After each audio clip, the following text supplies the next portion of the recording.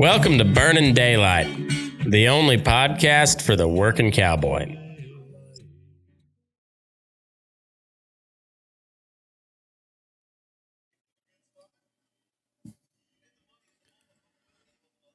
What's up, Daylight Burners? How the hell's it going?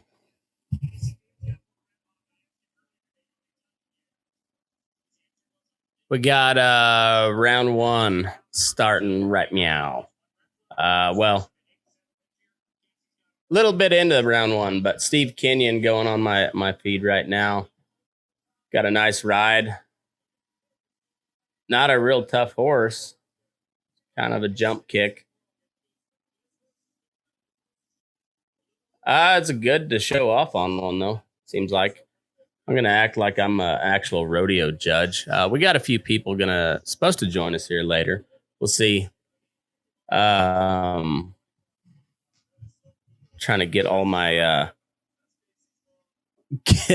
bullshit lined up so I can figure out what the hell we got going on.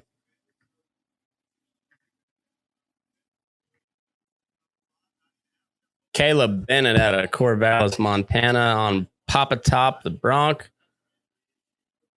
I don't know anything about him, but we got 90.5 leading it with Jesse Pope. Ooh. It is so hard to judge Saddle Bronc. They all just look like a rag doll.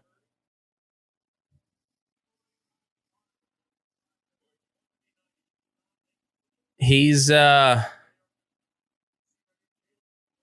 was an okay ride. Got off a little ways. 79.5. That's pretty fair score. I was trying to find some Vegas lines, but apparently South Point's the only one that does any sports book on rodeo. At least that I found. And it's a Nevada deal, so you got to have you got to be registered as a member to do online betting. So I didn't bet anything on this. It was a pretty good ride. I'm not sure who that was. Kid. Little Marty McFly there. 79.5.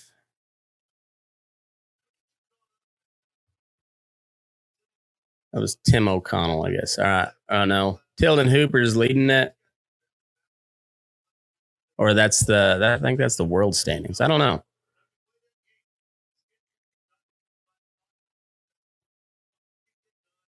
All right. Tim O'Connell, Zwingle.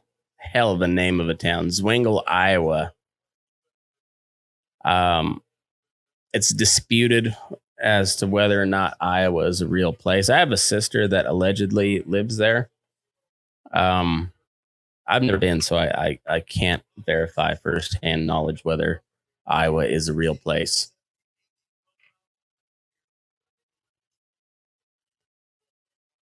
Good mark out. Pretty good ride.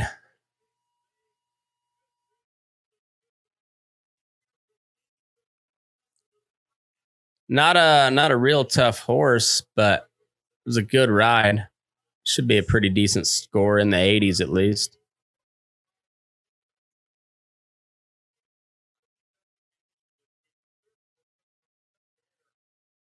$83. That's I don't know if that's in the money or not, but not going to win it.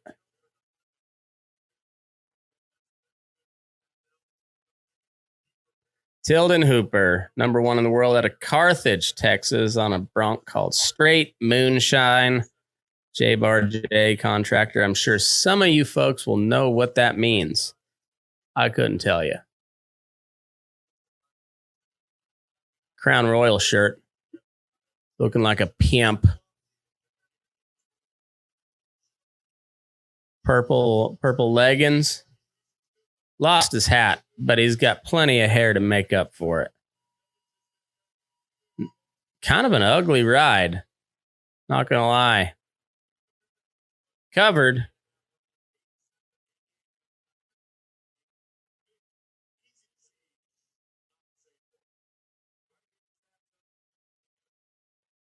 Yeah. Oh, he got real sloppy there at the end. Pretty good ride initially.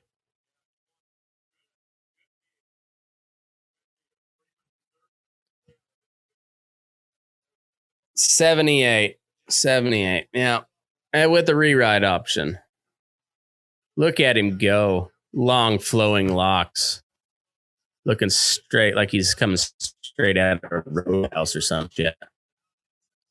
The 80s are making a comeback, folks. 80s are making a comeback.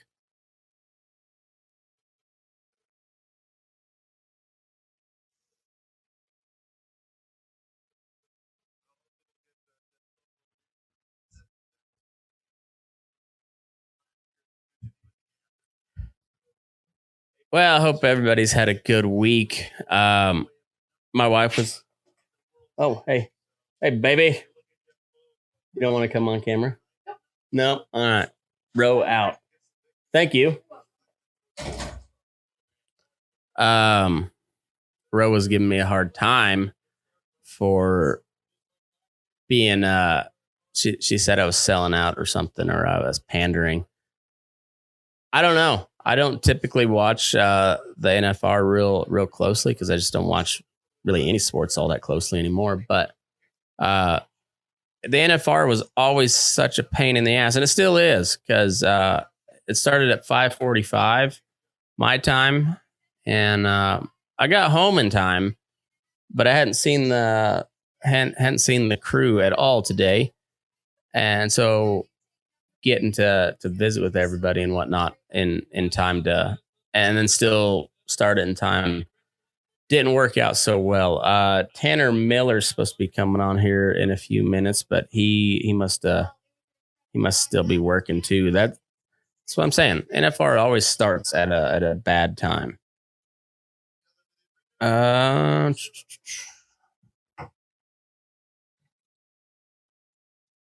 right, we got steer wrestling coming up. Be back in just a few.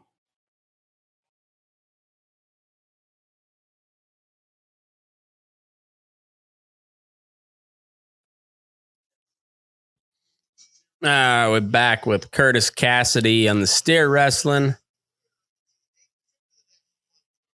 Could be a Joe Beaver and try to guess his time, but I bet it's somewhere faster than 20 seconds. If I had to really guess. Looked like pretty clean.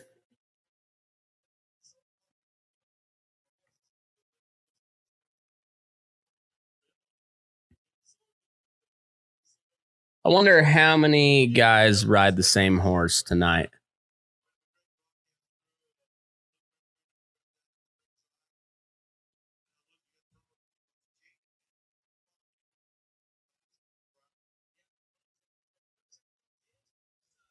Tristan Martin out of Sulphur, Oklahoma. First timer. Newbie. A virgin, if you will. Get after it, young fella. He's got a solid jaw on him.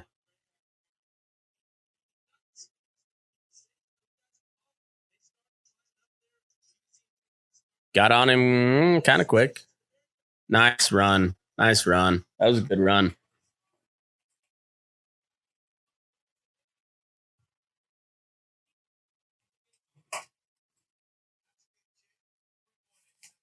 $3.8. Wow. Nice. Nothing on the barrier. That's a good run.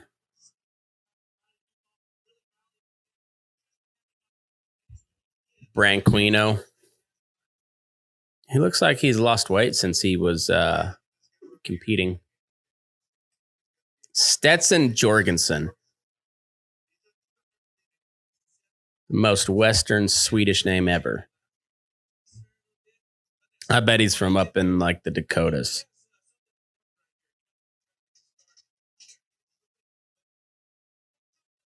He's going to be in the 5s at least.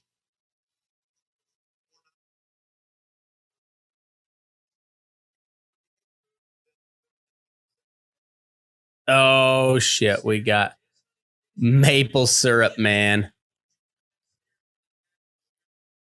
One of our favorite Canadians.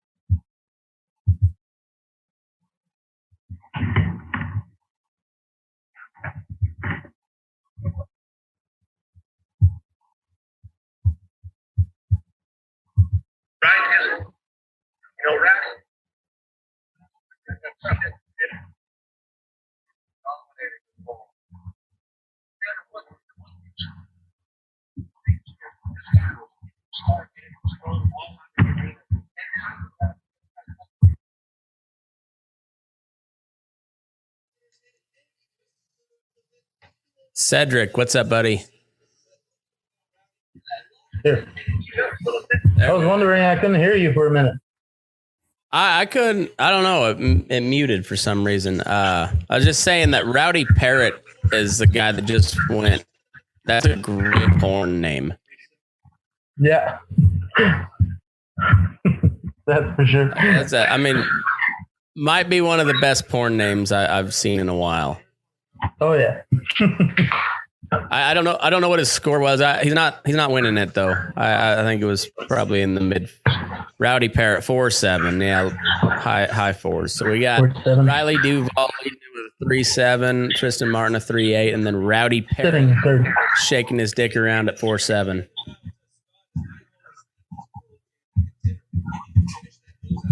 How's Canada, pal? It's good. It's good. Pretty good. Starting to get snow this week, so starting to get pretty cold.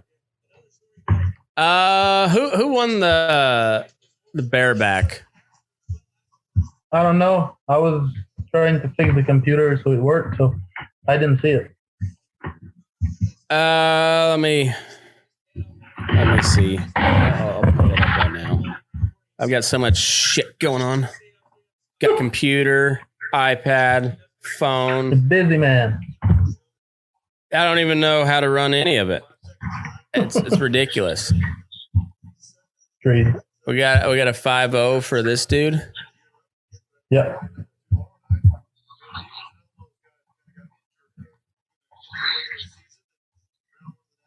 Are you guys locked in your house up there yet, or is that not yet? Not on this variant.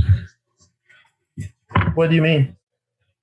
Are you guys like you gotta show your papers everywhere you go, or what? Yep. We gotta. I had to get the shot, so yeah, and it sucks for that, but yeah. Now we got the beautiful code. That's our papers. That's awesome. Oh, there we go. Jess Pope won the bareback. Tyler Flake coming in hot. Tyler, jump in if you want. I'll send you a link.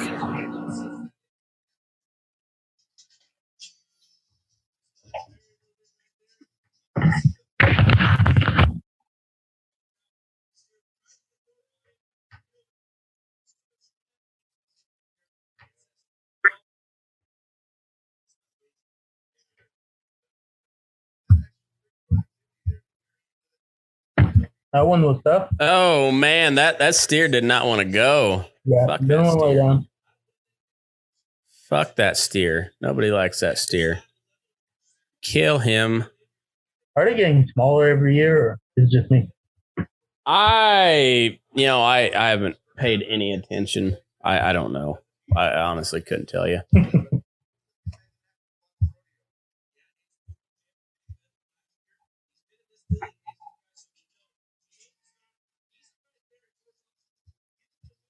That's the man, Jim Sharp. There you go. He's got a little bit of weight in the booty. That's how you throw that one. Yeah. You set that hip and it ain't nothing gonna stop you there. Just kaboom. Take that. Cheeks to the face, steer. Bap.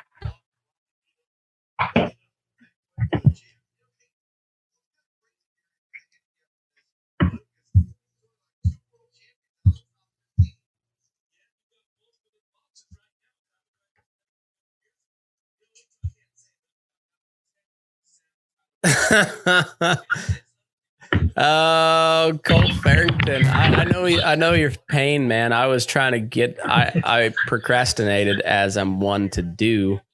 I could not get the Cowboy Channel to work on my phone either, and I just paid $100 for the year. It's I gotta say they gotta get their shit together.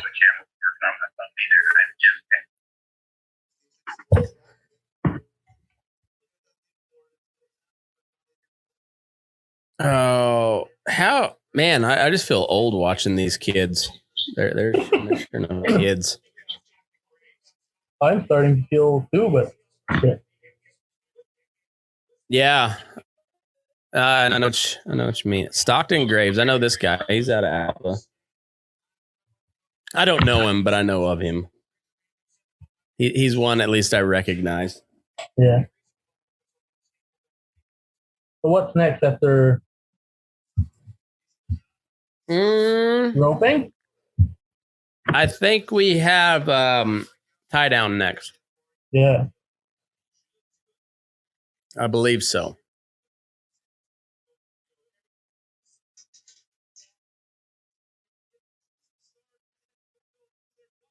Oh, you bastard. Kick over. Red with Field. Lazy cocksucker.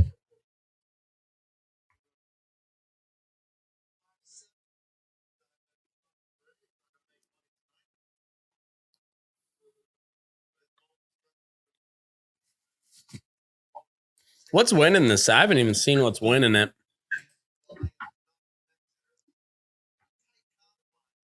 There's not a real good like play-by-play setup for rodeo. Nope, not yet. No, like they I was trying to get like the Vegas lines too, like so people could bet on it, but there's only one casino I found that even does anything with it. Oh yeah. Yeah, even the online betting stuff doesn't do it, which is surprising. I figured that would, if nothing else, they'd have a sports book for the NFR, but yeah, maybe not. Ooh, hung up a little bit.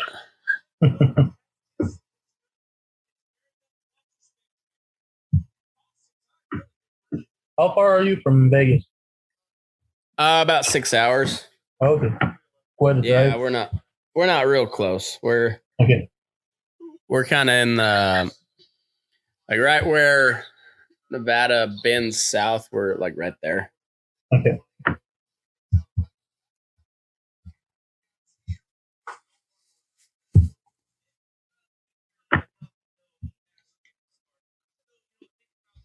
Who you got in this in this steer wrestling, Cedric? I don't know. I don't watch steer wrestling much. I'm not. I don't either. Timed event. I guess one good thing about them making you buy the Cowboy Channel for a year, at least I'll have a chance to watch rodeos for a while. They yeah. Well, you get nice all the run. There you go, 4-4. They've these earlier rounds they didn't have the tracker on this on the screen, so that's handy. I just noticed I wasn't watching live, so. Oh really? Yeah, I was kind of watching some commercials. Oh shit! Yeah, that was 4-4. So that they're not. So that's third. Man, they really got to get on their. They got to get on their broadcast. They should. They need some pointers.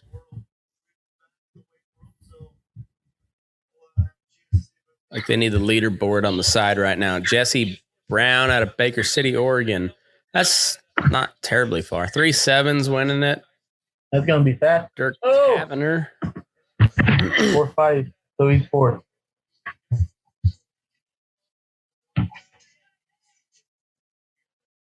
Well, hustle up, Tyler. Come on. Jeez.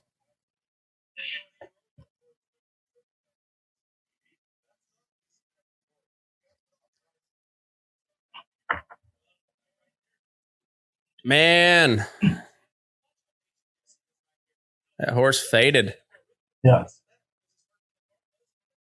Sorry, bastard. Did I heard the good thing at the start? They said they added 6 inches at the barrier. Oh, they did? Yeah, that's what they said. Huh. Dakota Eldridge, Elko, Nevada. Elko. We'll be in Elko in January. Doing cowboy poetry when cowboy poetry do it.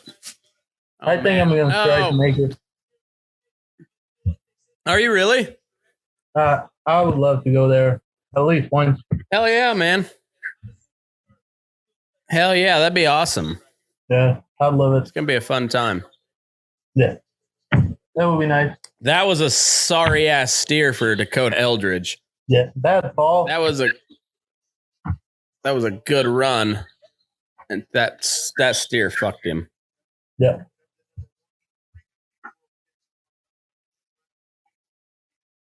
Mm. 3-7 though. That's a hell of a time for an opening round. Yeah, and they're tied for second at 3-8. So yeah.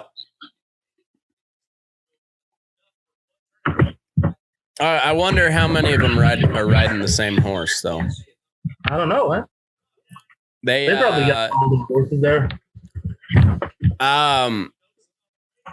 These steer wrestling horses, there's only a handful of them that make it to the finals, but it seems like all of them ride one of these. Yeah, like they all share horses. Oh, that was bad. Oh,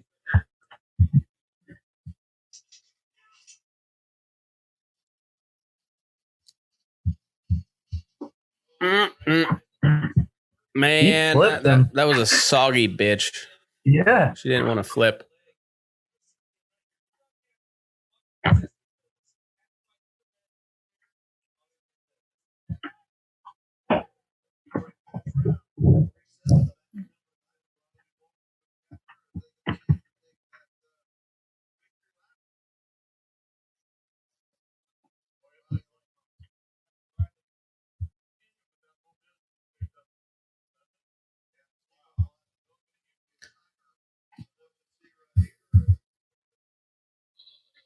Well, there you go. 3-7. That's pretty solid start to the NFR on that end.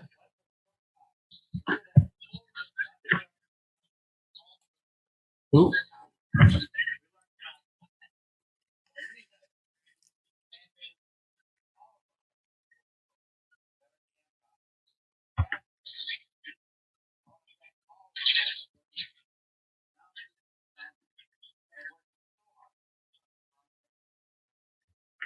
Four.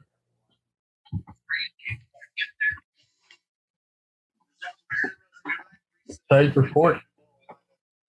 Yep. Yeah, so we had Dirk Tavender, Riley Duvall, Tristan Martin, Tyler Pearson. Yeah. Tyler Wagspack.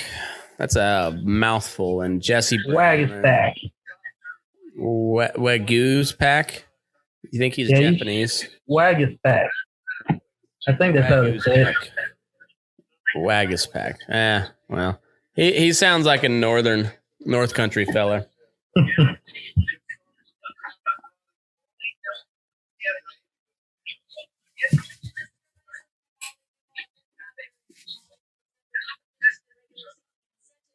Amy Wilson Cameron.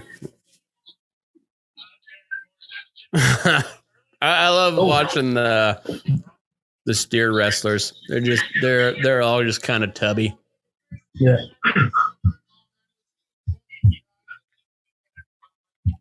The either was far on this one. It was way too late.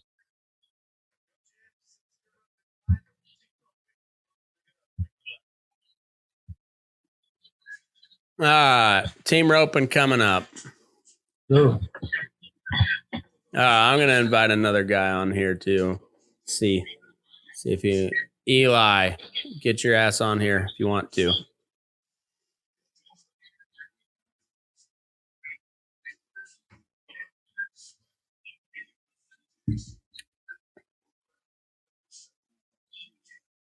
They need to get some more of these commercials on like the rest of they need to get like on the rest of TV because you're kind of preaching to the choir here on the Cowboy channel. And it's awesome, you know. It's always cool to see a lot of like ag related advertisements on TV, but if you're showing those advertisements to the people that are already buying your stuff, I don't know. Yeah, kind of gets bad. Like try to get it to the outside world. Yeah.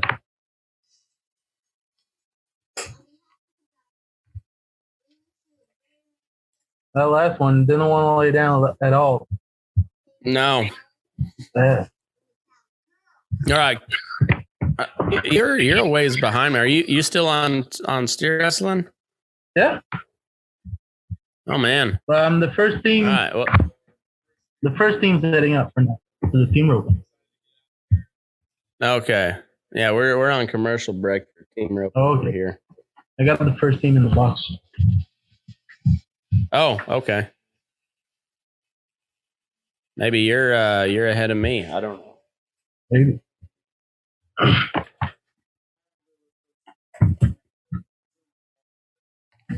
Still on commercial break.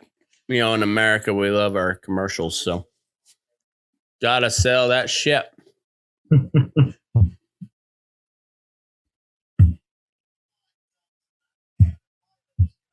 I think I'm late. We're back in the arena now on the pivot biocam. I don't know what that means. I'm late on you because steer wrestling just got done. Oh, okay. Well, and you're live on your end? Yep. Huh. I'll be damned. That's a hell of a lag. Yeah, pretty much. I'll try to start it again.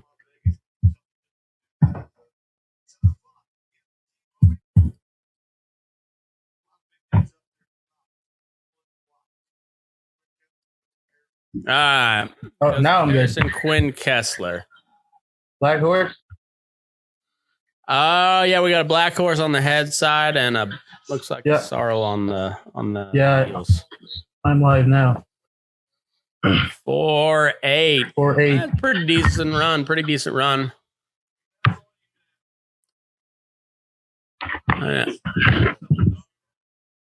Maybe not nothing to write home to mom about, but pretty good run. I'd be happy with it. Yeah.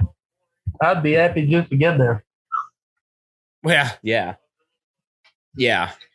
I don't think I'll be anywhere near a paycheck on roping anytime soon. Nope. Definitely ain't gonna be any. Whoa, long line. Oh, hung a leg. That was a pretty run though. Boy, that was like buckaroo action. Hey, Joe Beaver. There's Joe Beaver. You saw that drinking game they did? Oh, fuck. We ain't playing that. I got to work tomorrow. Yeah, me too. Nice. That's such a tight arena. Yeah. I don't know how wide that is. Yeah, it's one of the smaller ones. Probably like 90 wide. I couldn't tell you. I don't.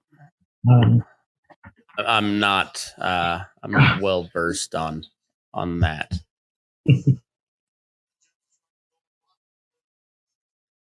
I just know you throw the rope up out like that. Oh no.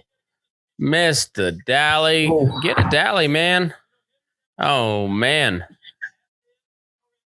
There you go. That steer is not cooperating whatsoever. Just let him go.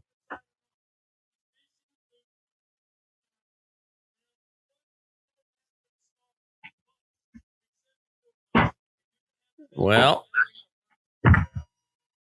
30 seconds. No time. No time. Son of a bitch. That sucks. Yeah. Probably got just one horn.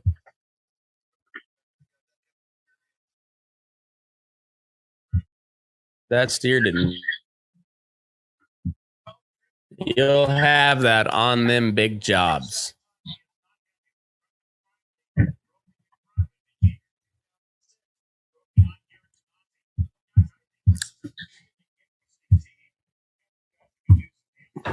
All right. Strong jaw on this fella. It's good looking buckskin.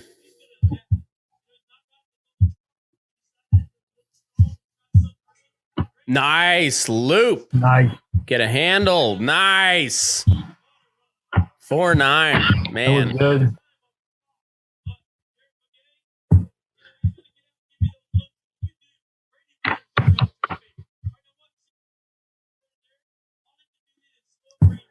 Had a request for Derek A on the podcast. I will see what I can do. I don't have any contact info, but there we go. For who? We got Tyler on. Derek Begay. I don't know him, but I had somebody ask get him on the show. I'd love to visit with him. But Tyler, look at that stash, amigo. Yeah. Look at him go. That's going to be fast. Oh, one-legged it. 4 or 5. Man. 5. Son of a bitch.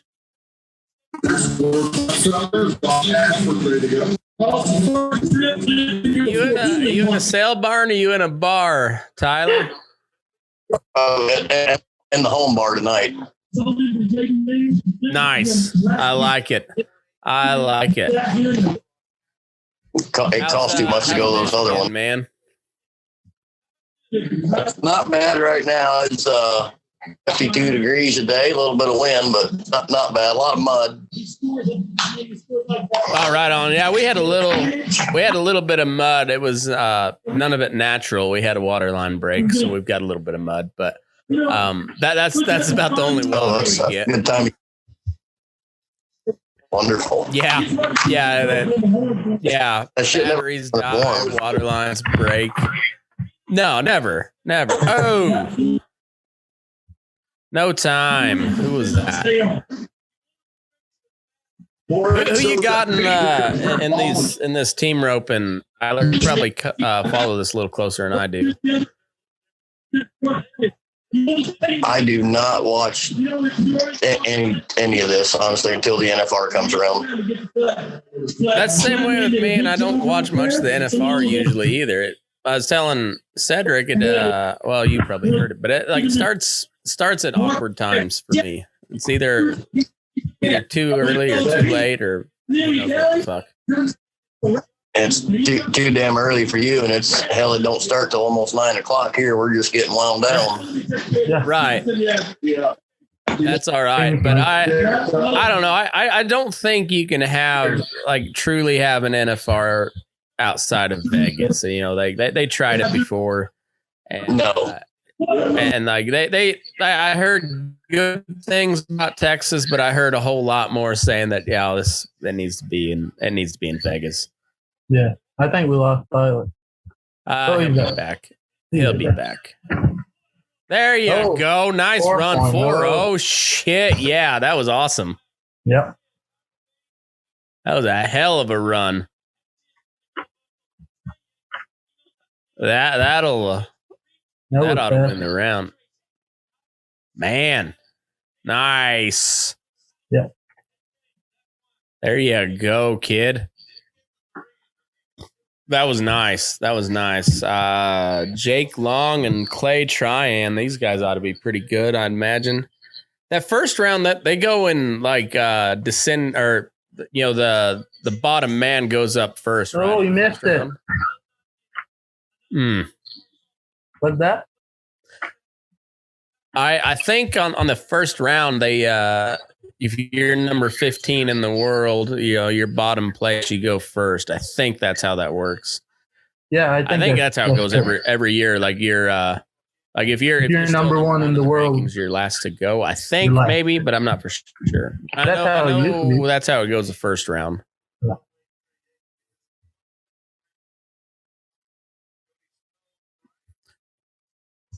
That buckskin's nice. Yeah, it is. Yeah. Nice loop. Oh.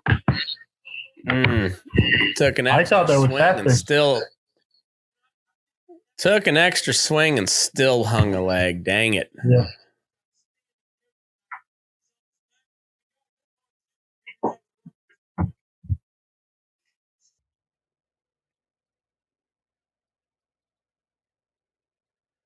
Hey, sorry, folks. Sorry to interrupt, but I got some sponsors that help me keep this thing running smoothly, or ish, smooth-ish. That's how I run my operation. These guys help me run it smoother-ish. First up, we got Tracy Morrison Custom Silverwork out of Chelsea, Oklahoma. He's building all the cool cowboy accoutrements. Buckles, bits, spurs, conchos.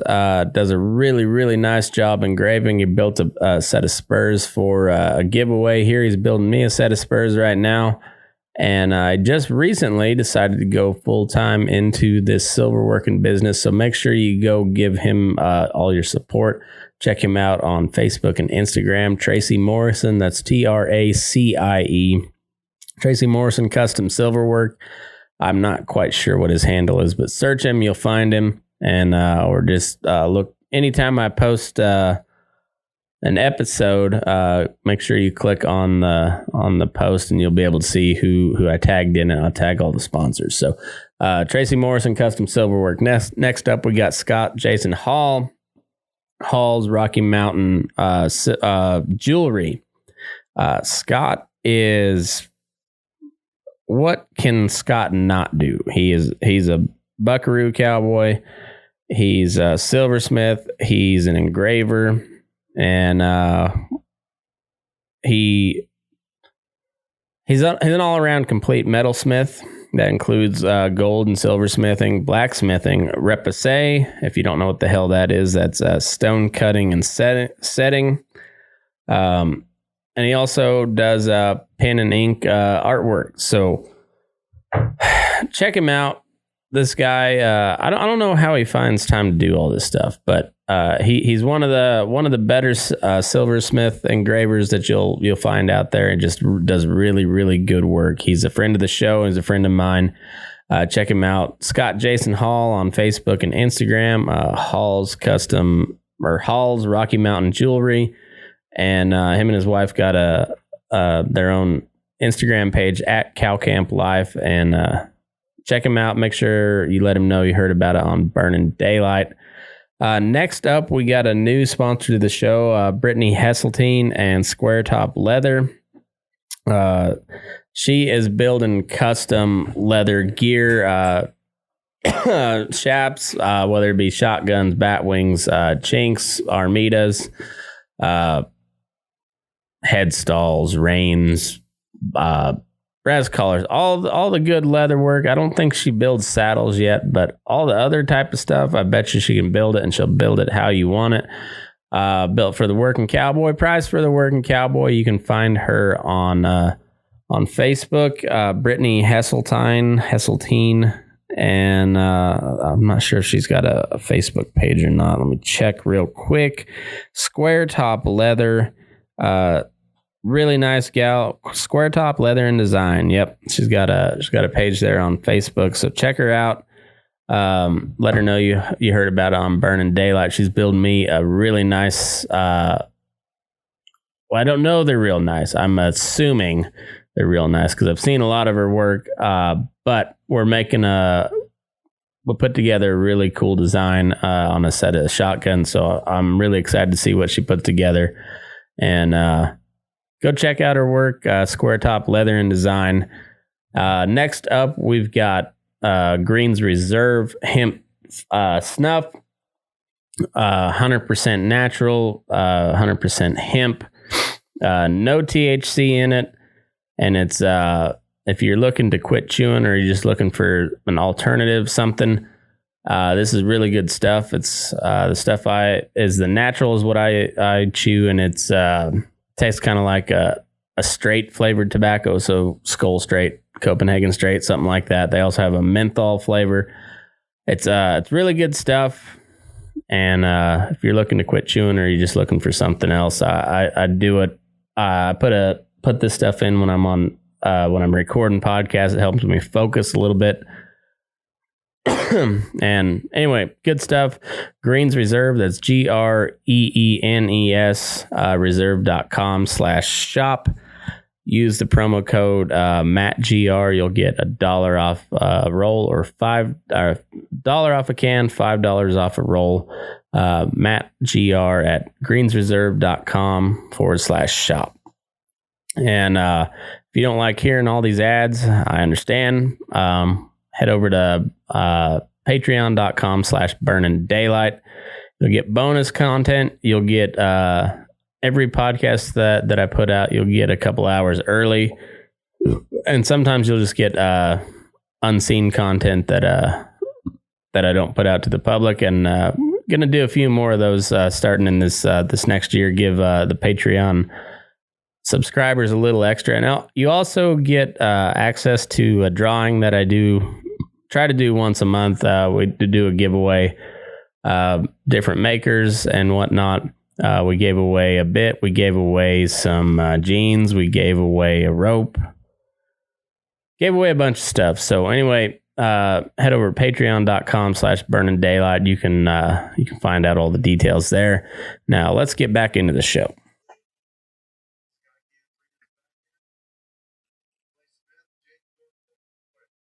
Jade Corkel, he's from not too far from me. I've never met him, but heard good things.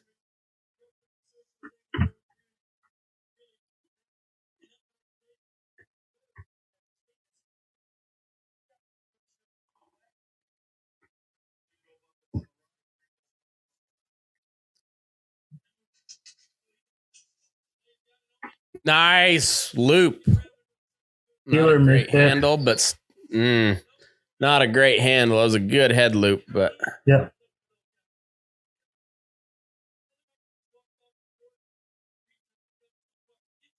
Yoink. Oh, mistimed him. Maybe that was on the healer. That was a pretty good turn, actually. Yeah, the header was all there. That's all right. They'll be in the average.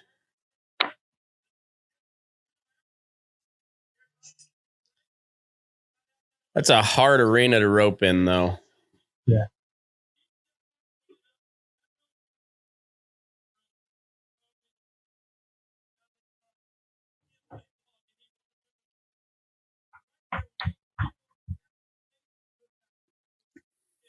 Nice loop.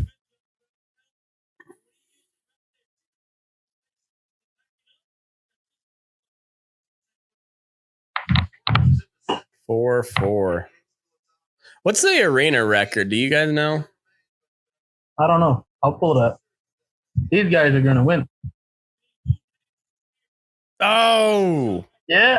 Oh, man. That was They're number one in the world right now.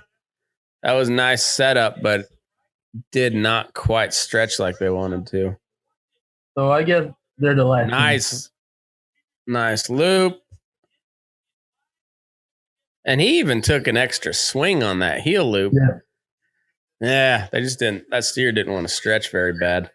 Team roping records is 4.0.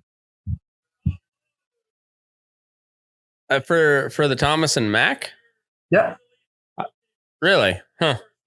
So they tied the arena record. I thought there was something in the threes. Oh, that's for round one. Sorry. Oh. Yeah. Let's see.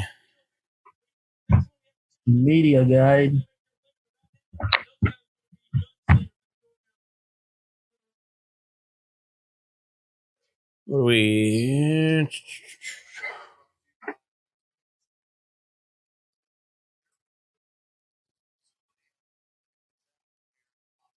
Arena records, team roping. Thomas and Mack. 3.3. Holy shit. 3.3? Yeah, and 09 at the NFR. God damn, that's fast. Yep. 3.3. Wow. And they did 3.3 last year in Texas. I think that's it. You ever had a 3.3 run, Tyler?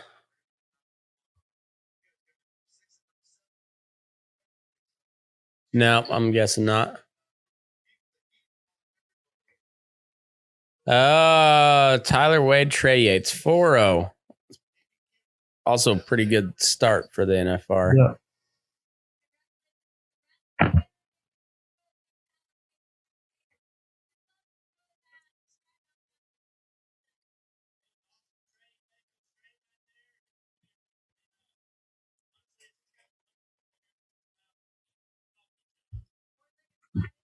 Yeah, I sent you the record stuff. You sent it in Messenger? Okay, there we go. I got it. Cool.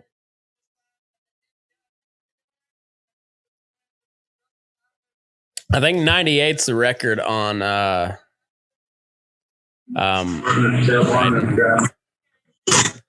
A's back. He's back. Saddle Bronc now. My favorite event. See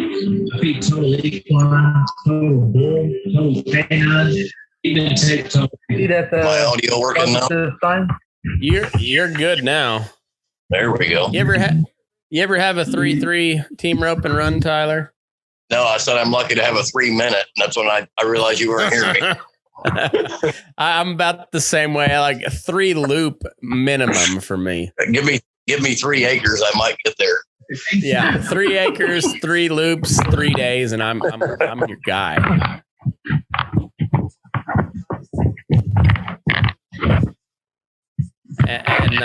And maybe a third of the calf he used to be when I finally get him caught. Right. That's what I'm shooting for. Yeah, it's gonna cost cents by the time I get it up. Hell yeah. Your bar's a little empty tonight. It's just me. Oh no shit. Just running that bitch. Yeah. I like it. It's too damn late around here and people got to work tomorrow. I hear you. It was a struggle getting here in time for like trying to broadcast this shit. And I still was like halfway through the Saddle Bronc before I got started. That was doing good, I think. Yeah, I got the notification you were on here about, I'm going to say 4 or 5 bareback horses in. Oh, how yeah, it was And they used to start at 7:00 on the West Coast, which is perfect if you live out here on Pacific time. But now they moved it back to 5:45, and son of a bitch, we've been busy, and that's like I got a boogie to get done by then. I'm kind of glad they moved it to 8:45 now, because I used to have to set up till 10 to wait for it to damn start. Yeah, You're on Eastern time, right? Yeah, I guess you guys are on Eastern time, huh? Same for me. Yeah, that sucks. You guys are a full 3 hours ahead of me. Tilden Hooper. Yeah. Oh, that was bareback. He won bareback. No. Jess Pope won the bareback. Okay. Or did that was Tilden Hooper's re-ride. There we go. 85-5. Yeah, he's not going to win it, but that'll put him up a little further in the money.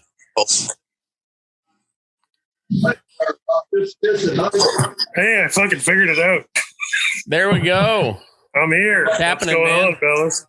Not much. Holy fucking handlebar mustache. You see the fucking horn on that guy? Yeah. But the horse is just nice, and that's the difference. It's a total stash show for the. Oh, you're fucking right, man. That's the only way to go. That's it. Every flavor stashed. Yep. Just kicking it old school. Oh yeah. I didn't know Tyler was gonna get his all waxed up. I would have done. Oh, he looks so fine. Oh my goodness. I was just starting to work. I bumped into Derek out there in Billings, and I thought, shit, I got to let it go now. Yeah. I just once it gets like that nice little curl over my lip, it's just straight up Pancho Villa status, and it's hard to not just let it go. Even though my wife hates it, it's hard not to let it go. So I have a problem where I don't like dealing with it, but it just it's very majestic on. No, I hear you, Matt, for sure. So I had a fucking issue. I still have this, like a real first world problem for me. The first time I ever grew a mustache, I grew a handlebar and I kept it for about a year and I waxed it all the time. So now anytime it gets any length to it at all, it just naturally tries to curl on its own. That's awesome. That's not a bad Oh, down he goes. That's not a bad problem to have now. He's not. Yeah, I'm late on you now. Not happy. He got 4 jumps. Where are we at? What's going on? We're saddle drunk and right on. I'm gonna reach out to Cowboy Channel next year and see if they'll let me use the broadcast and do like picture. But that'd be so badass. Probably not. It'd be awesome. I don't think. Hey, the worst they could do is say no. Yeah, I'm gonna ask anyways. Why not? I think people like watching people talking shit in the background instead of Joe Beaver trying to guess how many seconds. It's going to be a 5.44 second run, boys. Let's watch him. Here he goes.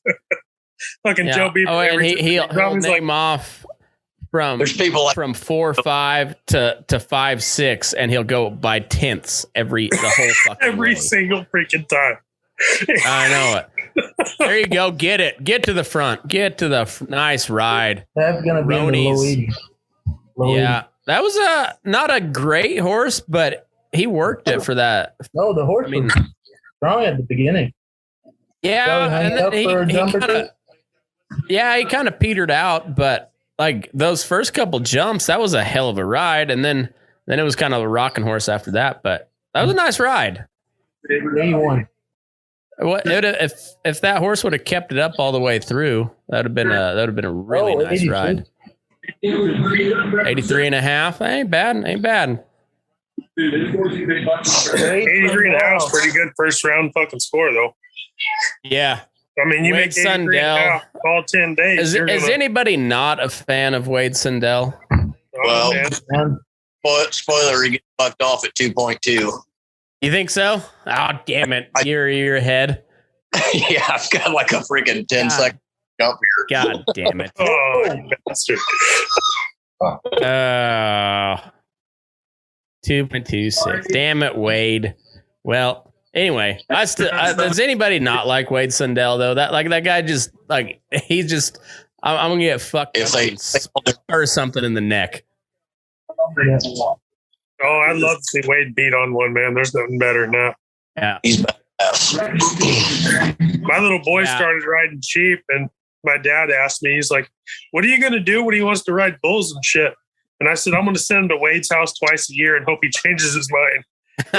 See, I had nephews that got sent down to the Epbauers there in Goodwill, and one of my nephews got married here and back in October. Oh, 5 seconds. Dang it. He went down to one of those schools there at Epbauer's, and Robert Epbauer was watching him, and I guess this was afterwards at a Little Britches rodeo, and Jackson got 2 jumped, but he was holding on to the hack rein the whole way.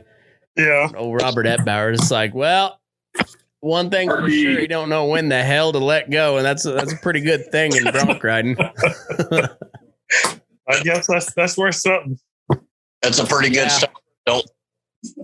Yeah, that's about as far as he got. He didn't make it much further after that, but it was a very good compliment. When I was riding bulls, I had a lot of the old guys tell me, they said, if you can't make a good ride, make sure and get yourself a good hang up. Give the people a show. That's why they're here. Yeah. There you go. That's exactly right. If you're gonna go out with a bang. Chase Brooks, Pendleton Whiskey's Marquee. That's a hell of a long name. Do they not have like character limits in the Buck and Stock Association? No, that's only good horses. They because I know in like the AQHA and the APHA, they make you like you have character limits that you on your names. And just think, like, there's a lot of good names in the American Quarter Horse Association, but like if you didn't have limits, think about how cool the names would be. Oh yeah. Well, did they allow Let's Go Brand? Because I know they said that they had allowed it, but I don't know. Did they? I heard they disallowed it. I haven't heard any more since then. I just saw yesterday or something, I believe it was, that girl posted and said she got to keep it. Well, good for her too, but it's the internet, and everything you see on the internet is 100% real. Yeah. So I've not back up. It's always true, Matt. You know that everything on the internet's true. Yeah, everything. This paint horse was fucking getting it. Yeah. That's gonna be ride. 86, 87. That's a hell of a nice ride there. Yeah. 84.5. Oh, pretty good. That just looked pretty though. That's why saddle bronc's the best rodeo sport. It's like absolutely. It is so, like when you have a good ride, when you're beating that sucker in the neck before his feet hits the ground. It's the easiest to make look pretty. Saddle bronc is, I think. Well, I've always felt like I like saddle bronc and team roping the most in professional rodeo, because that's the two sports that coincide the most with like real work. Yeah, right. Saddle bronc, team roping, and tie down is about. Yeah, and then you just, it's funny is like they used to let the women just compete right along everybody else, and now I was listening to your podcast the other day about the history of that. That was pretty interesting about how that all shook out. Some lady died, and then there's like, all right, no more no more women, no women. God damn it, you're making us look you bad. Weak bastards and die all the time. We can't be having that. And then they're like, all right, we'll let you run around. We'll let you run around some trash cans. All right, fine. Check the video I sent you, Matt. That was the only bronc I took out. You want to share with the guys here?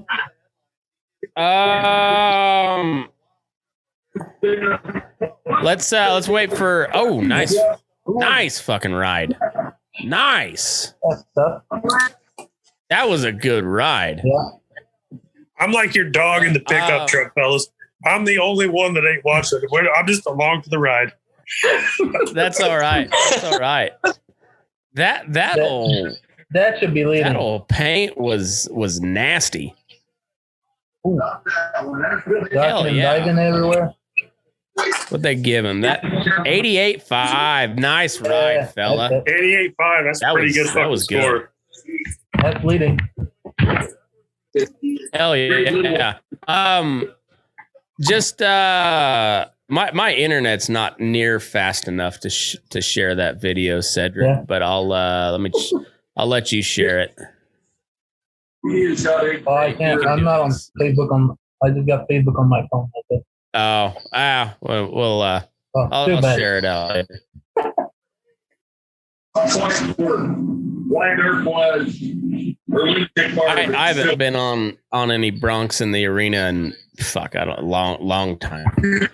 That's the only time I've been on from that shit when I was in high school.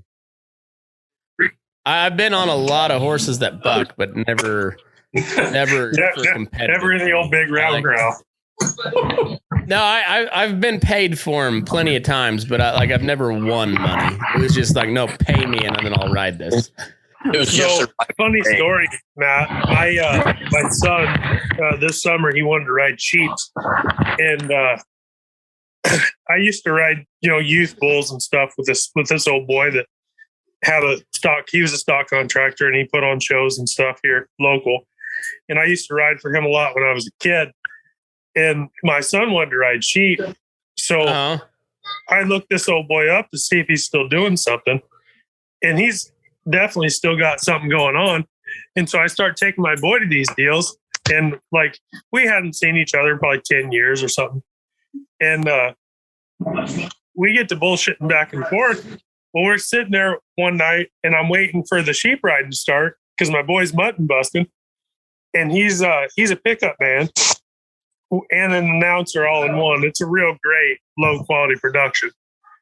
And those are my favorite kind. Oh yeah.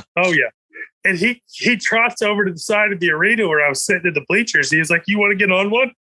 Talking about like a ranch bronc. And I was like, "Well, buddy," I said, "I didn't bring my saddle." And he's like, "We'll find you one." And I was like, "Buddy, I'm 30 fucking years old." Oh shit.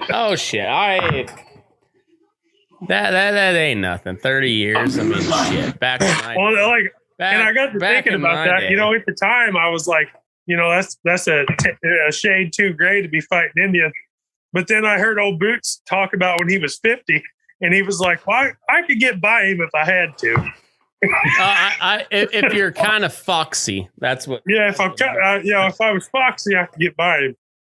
If you're kind of foxy, you can slip by him. Oh man! When I heard that, I was really disappointed in myself that I didn't get on. The last 4 times I've talked to Boots, he's called me by the right name, and that's a big improvement. He hasn't called me Mike in a while, so that's pretty nice. You're getting makes you feel nice. Hey, he called you buddy. And Buddy's good, but until he gets the name right, you ain't got nothing. Well, he's introduced me as his friend in person, and then I called him after he got back from Amarillo from the Ranch Rodeo finals, and I forget how it all. I guess I was like, all right, well, we'll talk to you later. And he said, all right, love you and bye bye. And I was like, I don't know if that was intentional or not, but I think I'm officially friend status with Boots. And I tell you what, you never know how he meant it for real, but I'd take it. That's the thing is, but I also I've got a pretty good relationship with his daughter too. She really enjoys hearing him, and then And every now and then, like as soon as he's back on the podcast, like she told me a couple stories to ask him about that he hasn't told me yet. So I can't wait. Like that guy, I could listen to him for 6 hours at a time. Oh my gosh, dude! Like I don't get me wrong, like the fence post politics and everything. Like I listen to all of them and I love them all. But those boot series, man, that was hard to beat. Oh yeah, well, I've talked to him almost every Sunday for coming up on a year now. And Yeah. now it's just become habit. At 2:30 on Sunday, I call Boots. Like, well, I got to call Boots. Well, and I still record everything, and but you know, Right. he is very much a company man. So at some point, there's going to be some really, really cool content. Hey, Matt. I've had some good conversations with him. Matt, I got a question for you. Can like the whole world see this, or is it just us four? We're live. We're live now. Okay. Okay. Well, I was just curious because I wanted to ask, but I'm not going to ask it in front of everybody. So No, never mind. All right. Well, I was going to ask you, how did you ever get the Boots deal lined up? Like when the first time you called him, like who set that up? Who told him Matt McKinley's going to call you?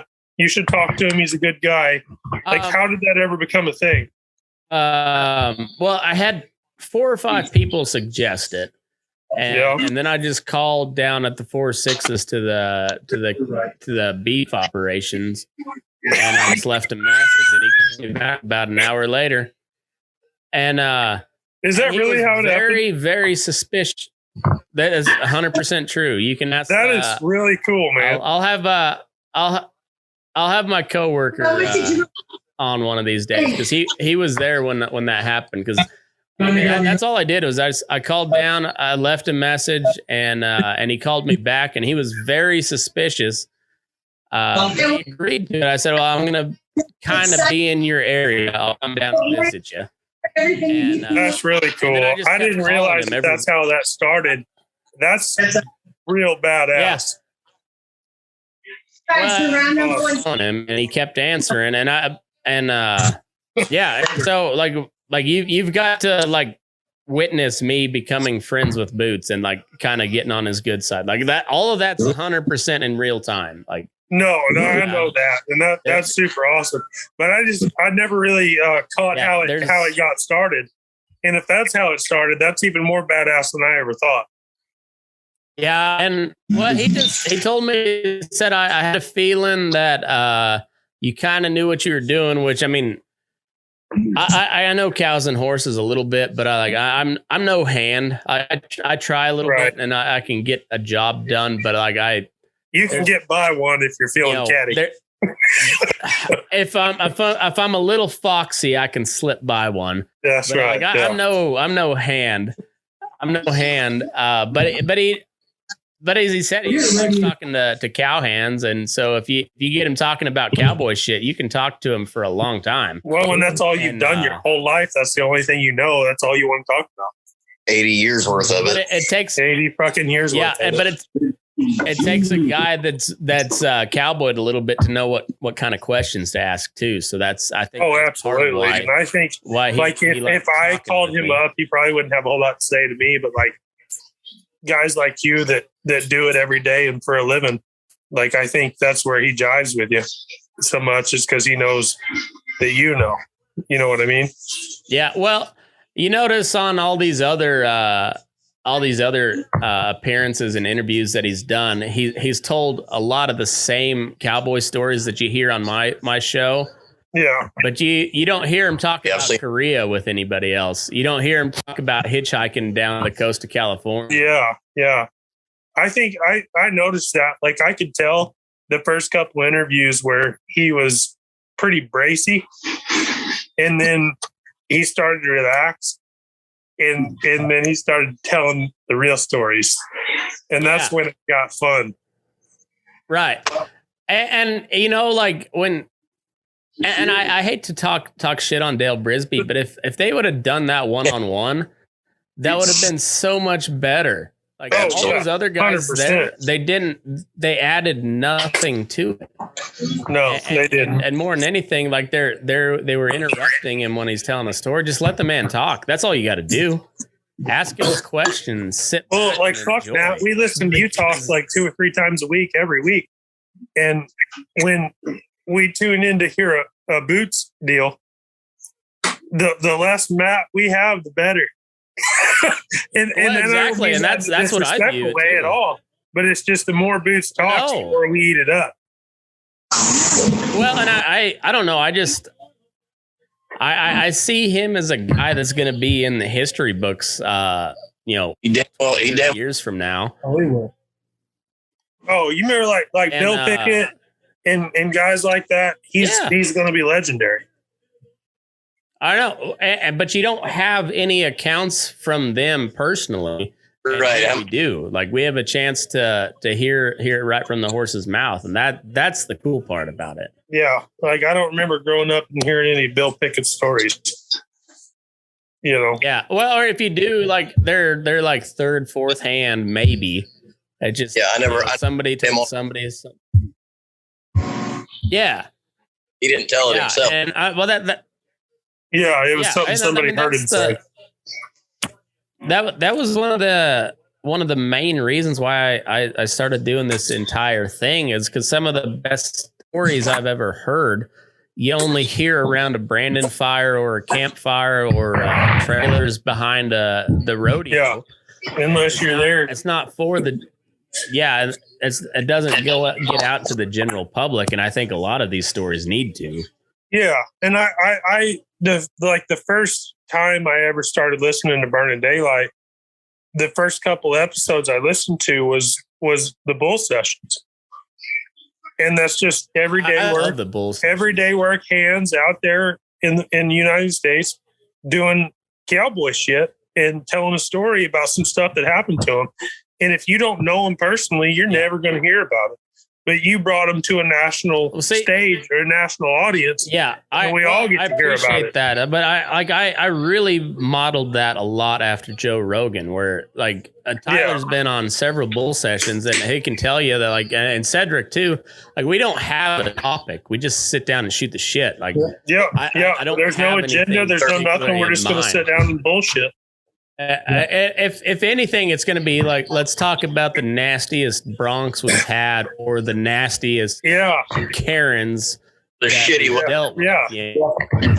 But like that's about as specific as I get on the bull session. The rest of it, it's just like it's 4 guys that don't know each other for the most part. There might be every now and then guys that do know each other, but for the most part, we don't know each other. And let's talk cowboy shit. That's what I like.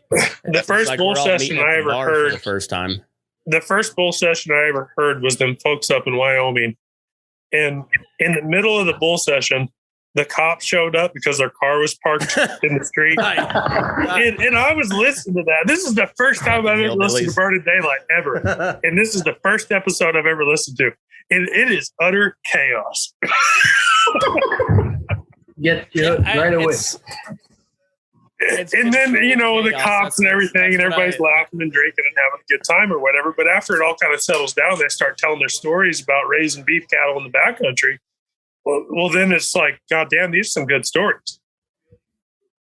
Oh, yeah. No, that's, like I said, that's the best stories. Some of the best stories I've ever heard in my life have come just doing shit like that. And that's like, that's kind of what makes the bull sessions cool. And like I said, it's very much modeled off of what Rogan does, where you just go in and talk. Yeah. And I follow Rogan too. And I mean, he'll talk to anybody. Let's just talk. Yeah. When you talk to real people doing it every damn day. Yeah. Yeah. And that's well, like you guys that have been listening for a while, and I mean, just from my point of view, my favorite episodes are from just regular folks. Like when I have the Wilsons on, I have the wild Wilsons. They're hilarious, dude. His old lady, they are. I don't know how he's married to that woman. she could fuck up his whole life in a heartbeat. She is an angel. Rachel Wilson is nothing short of an angel. Like they're just great people. So like every time they're on, I have well, I was thinking about the diaper and the bedroll story and things like that. Girl is a riot. She might be an angel, but she's a riot. Man. Oh yeah, like you don't want to cross her, but like if she's just a great person. Just like those two are honestly some of my favorite people on earth, and it's cool. That's the awesome thing about this show is just I've met just like me and Tyler are buddies. You know, we've never met in person, but like I've never been able to like I'll be like very short notice like tonight and just like, hey, come on the show, let's bullshit. And it's cool shit like that I get to do. And it's like fuck me. Like I mean, you like I sent you some halters or whatever, but like outside of that, I'm just a listener. You don't know me from Adam, and you're like, come on the show. You know, I appreciate that. That's cool. And like I've always sensed that you were pretty down to earth, like good old boy type of just a working class man, you know. And I try to be. You're making more money. Fence post politics, like fucking. The more you talk about it, like when I first listened to your fence post politics, and I started getting a feel for your like political idealism or whatever. Like there's some things I was like, yeah, I don't know about that shit. But the more I listen, the more it makes sense. And I'm like, you know, Matt McKinley is fucking right. That's a scary thought when people are in that. It's a scary thought. Corey Solomon, how's he doing? What 9-1. 8-6? 9-1. 9-1. Yeah. Yeah. He's got a nice Palomino horse though. Yeah, still the same one. Marty Yates. I don't know this name. Stephenville. Of course he's from Stephenville. It's like every year on the roping side, you have about 12 people from Stephenville, Texas. And then you have a couple from up north and you have a couple from California, but everybody else is Stephenville.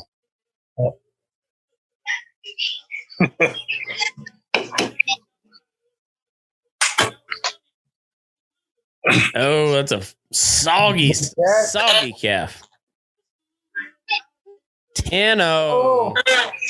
Yeah, he lost a full second on that just being a fat calf. Yeah. He roped him nice. Look at he. Oh yeah. He like paused in midair. Big dude. I'm having a hard time. Goddamn replays while you guys are watching the first run. You know what? Hey, I don't want to hear it, dude. I'm not even watching it. I literally don't even have it. I had to because you got the excellent stash doesn't mean you got to talk shit. I had to ruin it on fucking Wade's fucking dump, but I don't even care about it here. So, you know what? I don't care about spoilers.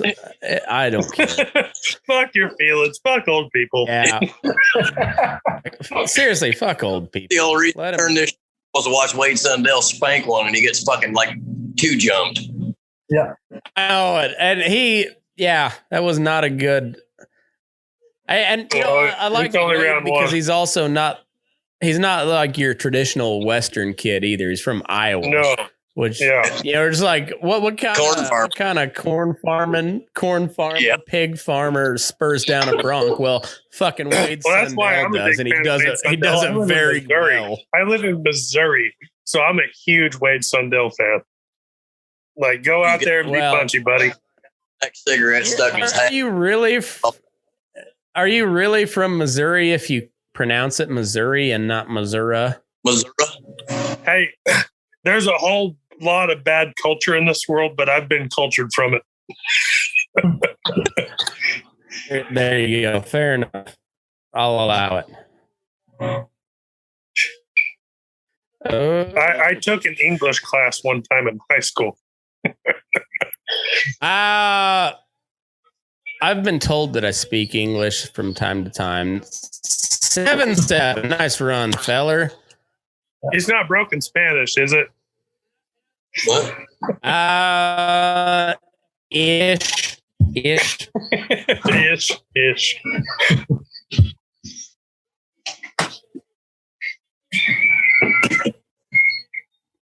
Tanner Miller was going to hop on tonight, but he had a ranch shit to deal with. I told him to hop on if he felt like it. Well, I'll tell you what, boys.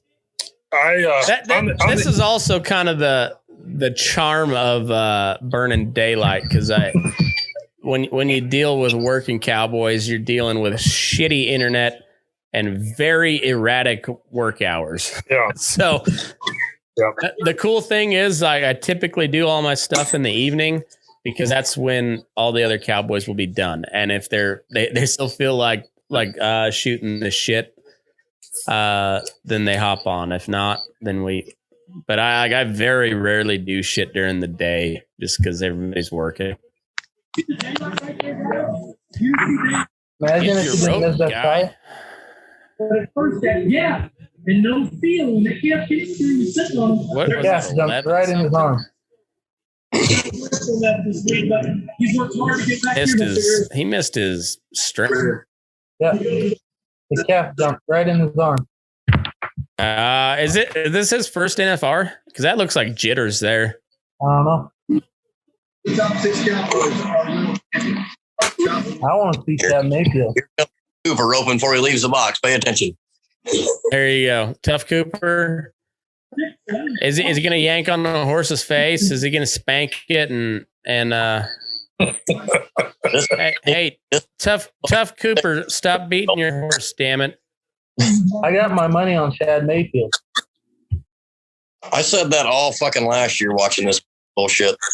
Hey, so speaking of last year, everybody's watched it, right? So you guys remember last year in the bull riding?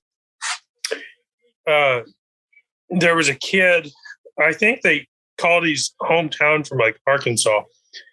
But I grew up with him. I rode youth rodeos with him. Son of a bitch, what was his name? Completely irrelevant. Carry on. I'll think about this. I'll come back with you. Stuff broke the barrier. Did he break it? Or did they I think he did. He did. Damn. Ooh, yeah, he did. Yeah, they called him on it. Well, man, and that was like, it was a decent run. It wasn't like, what was it, 7-4? 17-4, yeah. Well, stop beating your horse, Tough. I don't know anything about that. I don't know anything about that. How Tough Cooper got a whole bunch of shit.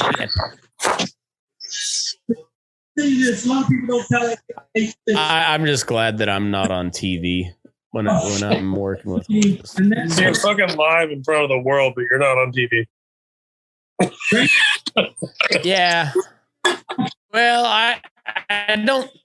I make it a point not to tune on beat on my horse. Well, I think about Try not to put that on the live feed. Stretch them out's fine as long as they don't see what it took to get to the stretch. What is this cocksucker's name? he did. I was rooting for him. Justin sends me a picture the other day of one laid down in the arena with a damn tarp over, and I thought, well, it looks like it's going good, and I wasn't even here yet. Oh, Matt, tell them about the Karens with the tarp picture. Did you fucking lay one over and beat the hell out of it? Everybody freaked out. That's my guy right there. Chad Mayfield. Shad Mayfield. There he goes. Clovis, New Mexico. Let's see what Bonnie he does. Mayfield. Oh, fuck. They come full circle tell to me. He's still backing in the box. I'm behind you guys. God damn it. I think they're catching. I grew up with this kid, but I'm fucking intoxicated a little bit, so it took me a minute to think of him. But last year at NFR Finals, I think he came in 15th, didn't fugate in the bull riding. Like, I rode youth rodeos with this kid. And you want to talk about the bright lights getting to somebody. He fucking choked hard. Who shed? Really? Didn't fugate last year. Oh, didn't. At the NFR. I mean, he came in 15th and just fell off everything he got on. And there was a lot of stuff there he could ride. And I'm Snapchatting him every day. I'm like, dude, you need to calm down. Like, the lights are getting to you. And he snapped me back and he was like, buddy, they're real bright. You don't know how bright until you get there. That's right. Yeah. Yeah, I was gonna say, I bet it gets real intense when you're in Thomas and Mack. Like that, there's a lot of people there and not a whole lot of space for them to go. Like, well, and they go through that circuit all year, you know, and they're riding these rodeos and stuff, and then they get to the NFR and there's like rules all of a sudden, you know, like in the PBR does it to those guys. Like, you can't go here. You can only be here. You're not supposed to go there, and don't talk to those people. And I think the whole thing just overwhelms and freaks them out.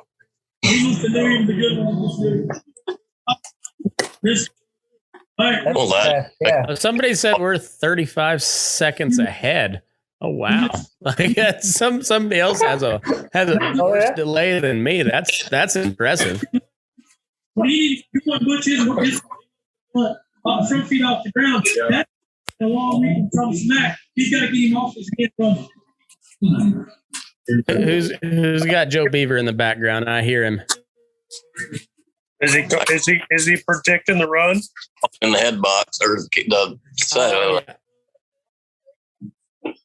Oh yeah, 6 feet in the air. He said 6 feet in the air.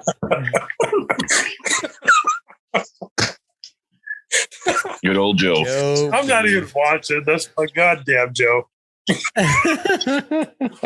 Joe Beaver and Joe Biden need to take a trip to the Vatican. Somebody needs to shoot in. I mean, like, I'm just a big fan of that. There's not more American than shit on the phone. Beaver would say, I talked to Biden last night. He's gonna, I talked to Biden last night. I guarantee you. I shit my pants in 4.5, 5, 6, 5, 4, 4, 5, 4, 5, 4, 5. Shit my pants. Oh man, boys, I appreciate you letting me off. I gotta go feed my pony. I'll talk at you later. All right, adios, see you, buddy. amigos. Adios. Yeah. Gosh, Dale. Tanner, how you been, man? How busy? I hear you, man. It was a real race today to try to get even close to being on time, and I wasn't. Man, I mean, I was still late. Yeah. It was a Monday on a Thursday. No, this is what I honestly why my wife was giving me a hard time about not watching the NFR. And I was like, usually by the time I roll in, I'm too tired. Like, I just want to eat, shower, and go to bed. And or like I'll catch it and it'll be like, I missed the saddle bronc, I missed the team roping. All I got is the barrel racing and the bull riding, and I just don't care about either one. Like, I'll watch the bull riding. Don't get me wrong, I'll watch it, but I just don't care. And yeah, I just, like, for whatever, the NFR never falls at a good time. Never does. Never does. Not for a working man. Yeah. No, it never does. But like, when I do catch a full deal, I enjoy watching it. And then I realize like how little I follow rodeo, because like I've never heard of any of these guys. Like I know like the few big names, and then like the guys that are in their first, second, third time in the NFR. I don't fucking know who that is. Like I bet they're really good at what they do. I just know them. Yeah, they're running off a rookie tonight. I'm like, I haven't. Yeah, those guys are. I'm just a crotchety old man. I'm just like, yeah. Who are these? Where's Joe Beaver? Who's this young whippersnapper? Yeah. Where's Guy Cooper? I thought Guy Cooper was roping. Big fucking kid. When's Billy Etbauer up? Yeah. I'm gonna watch Billy far over his rain every jump. Yeah. When's he up? Let me know. Wake me up when Billy's on. Back when they bucked. You did. I think Cody DeMoss made the saddle bronc riding finals this year again, which I was tickled. Cody DeMoss did that. I love the DeMoss brothers. I've never met them in person, but I've always they've never won it either. That's like and they ride so really good. Cody and Heath both ride so good. And they got a personality. I like that's part of why I don't like the Wright clan is it's like they're just like every other athlete where it's just like a canned politician answer. Like when the DeMoss brothers would do good, they'd let you know. They'd let you know they had a good ride, and that's what I liked about them. I got a funny story on Cody DeMoss. This is last summer. I think it's last summer. He his kids were roping at the same just a breakaway roping, just a junior breakaway roping that one of my buddies had his boys at, and the gate man he's run the gate at all those deals for 10 years now. Like he's jam up gate man, but he I guess runs some cattle and stuff. And he was on the phone while he was opening the gate, and Cody started hollering at him to get off the phone. And he just goes on about his business and just ignores him. And Cody walks up there and knocks the phone out of his hand and pushes him. And that guy does lay an ass whooping on Cody DeMoss like I haven't seen in a long time. Wait, was that the video that was going around here a while ago? Yes. Oh, yeah, Cody DeMoss did get the dog shit whooped out of him that day. And that guy, like, why would you go up to that guy? That guy's bigger than me. I'm 6'4", like 215, 220, and that guy's bigger than me. And little ass Cody DeMoss goes up there and pick a fight with him. Like, motherfucker, you started up a wrong tree. I mean, not a smart move, but I respect it. Respect it. Oh, that's awesome. Wasn't the smartest thing he's ever done. Yeah. I do. The NFR is better when there's a DeMoss in the saddle bronc. I will say that. Yeah. Did Ty Harris win the calf rope? And I can't get it to play on my Cowboy channel. It's not working. I don't remember. I wasn't paying attention. I'm having a hard. Who did? I'm gonna pull up the ESPN. Much as I hate them, they're still the best on stats.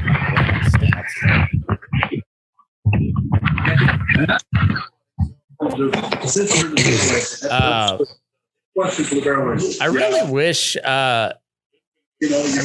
there was some more gambling on this, like betting on the individual rounds. I think would be a lot of fun. But the only sports book that does anything is South Point, and you have to be registered with them. Wow. Or at least that's the one I've found anyways, but I don't know. I think that'd be kind of cool. I don't know how they do it, but that damn pro fantasy rodeo deal they got going pays out. Goddamn, it costs you a fortune just to get in there. No, I never get in because it's so goddamn expensive, and I mean, I don't know. It's a 5. That's what the South Point does is you just do a full round parlay. But I don't know. I know they make a ton of money there in Vegas. So you would think the gambling would be off the charts too, but I don't know, maybe not. Yeah, I don't know. Probably a lot of bullshit to go state to state for people doing it online. Yeah. I don't know that. See, but they've got sports books that do that. That's the crazy thing is like I don't know. Some of the states you can't. It's illegal to bet, and so you can't even do anything online. You have to do it all offshore, like gambling and shit. Like and see that's what I have to do because in Nevada, like when you're trying to bet on your phone, it uses your location and it says, "Oh, you're in Nevada. You have to go to Nevada Gaming Association casino." Yeah. Or you got to go to my bookie, and which is all offshore. But like if you try to put your debit card in, then you have to like call your bank and let them know that you're doing like international commerce, or otherwise it just flags it as fraud. Like, it's weird. It's fucking weird. Who's gonna have the stupidest hat on the barrel racing? We should have bet on that before they started. We gotta be or goers. Yeah, this is our first time though. We didn't know what we were doing. Like now we got a little bit of a feel. We got fuck out. Jordan Briggs. I'm betting on her. She's nice. I think she loves me. I'm betting on her. Did you get her on the show? She looks good. How many rounds do you think Haley Kinsel's going to win this year? All of them. I hope so. I don't know. I've never heard that name, but I like the sound of it. I'm going to say 3. She won every one of them last year. Yeah, she better do it again. Much type as they've been giving her. See, and this is where we need like an over under. Is she gonna win over 3 rounds or under 3 rounds? And I would bet that. I'd put $5 on it, and it's a good time. We're at 6. Yeah. Depending on how many nights she runs sister, that's how many nights she's going to win the round. See, there you go. And we need an over under on that we can bet on. We do, because I guarantee it'll be at least 6. It'll be at least 6. Can you imagine if you're like trying to live bet while she's in the middle of her run? Like, no, under. You hit a barrel. Shit. Give me the over. Hammer the over. It's that yellow mare is a good thing they don't have. He is awesome. Probably a good thing they don't have live NFR betting. We used to do that at the roping fiesta when I was a kid down at San Angelo, and it's a big invitational calf roping and steer roping, and they have a double mugging. Yeah, the double mugging is about the best part of it, and we used to do that over and under. One down. I love watching mugging. You gonna get all 3?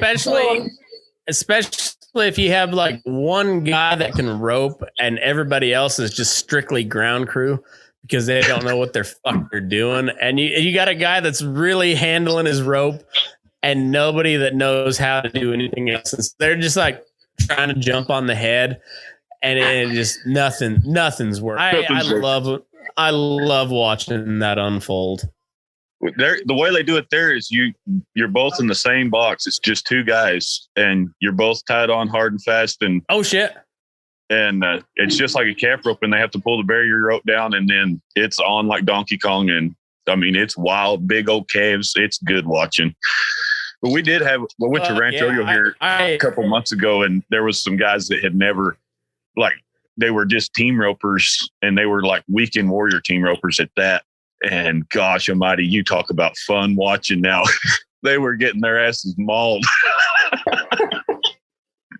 right, so I've got a brilliant idea, and I think this is a money maker. So, like, if you know anybody who's got a lot of money that they just want to invest, but like, I could be a bookie for rodeos. Like, I'll hire a team to let me know what the lines are. And just let's go every rodeo. Let's have a sports book at every fucking rodeo. Well, that would be fun. I think if it's like let's get some of that like Texas, Oklahoma oil money. You know, just we'll call it you can be an angel investor, and and by the time we get to the NFR next year, like we'll have our own betting website and everything. Like it'll be perfect. Might as well. Shit. No way you can lose ever. No, ever. There's no way you can lose when you're gambling. Well, next year we'll have Joe Beaver making some commercials for you. You know what? I'll even let Joe Beaver make commercials for me. I mean, it'll sell like hotcakes.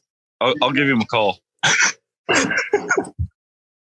You got Joe Beaver's number? I don't think I think I lost it in my last phone. I had a Colt blow up and it fell out of my pocket and he stomped it.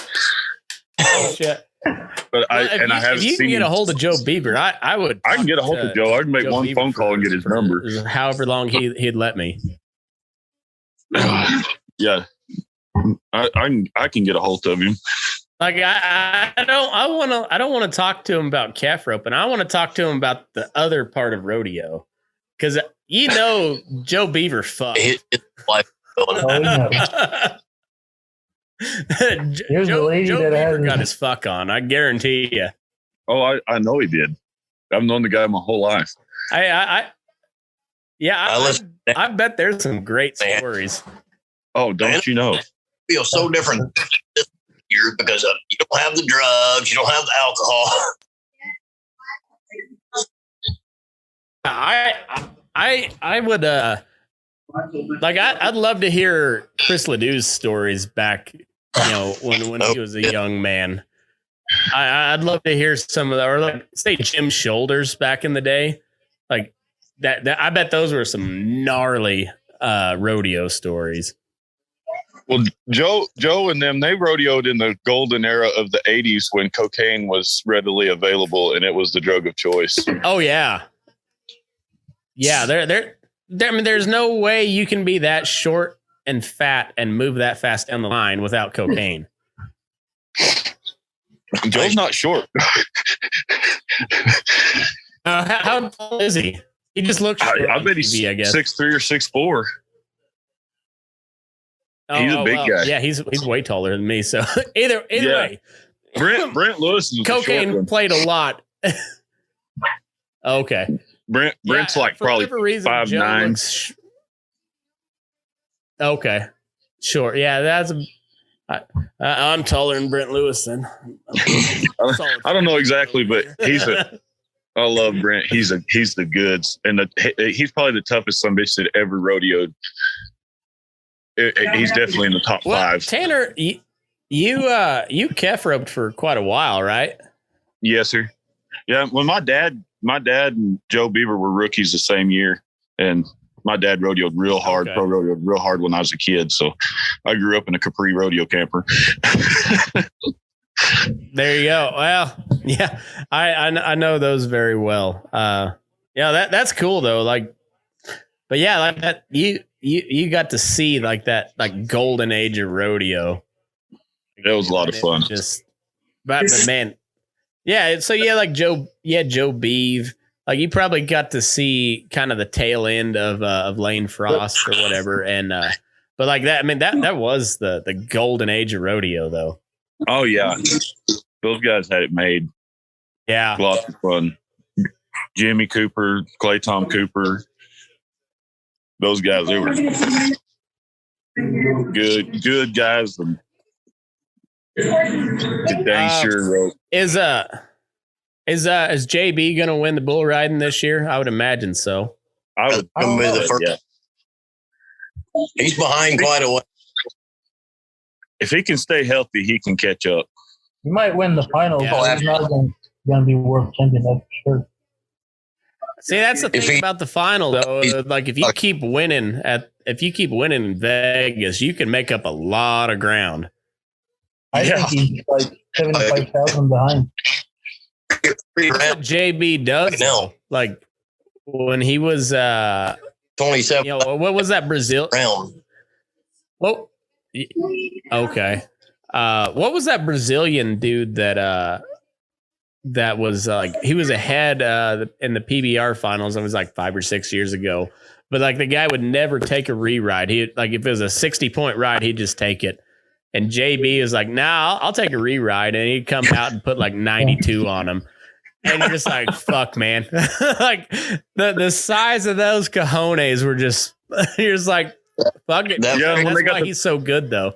That when they got the pick bulls, he would just pick the rankest son of a bitch. Like he wouldn't pick any lollipop to make the whistle in the short round. Like he's going to pick the rankest one because he wants to go 90 every time he nods his head. Yeah. Oh yeah. And then, like I was watching point bull rides. Yeah.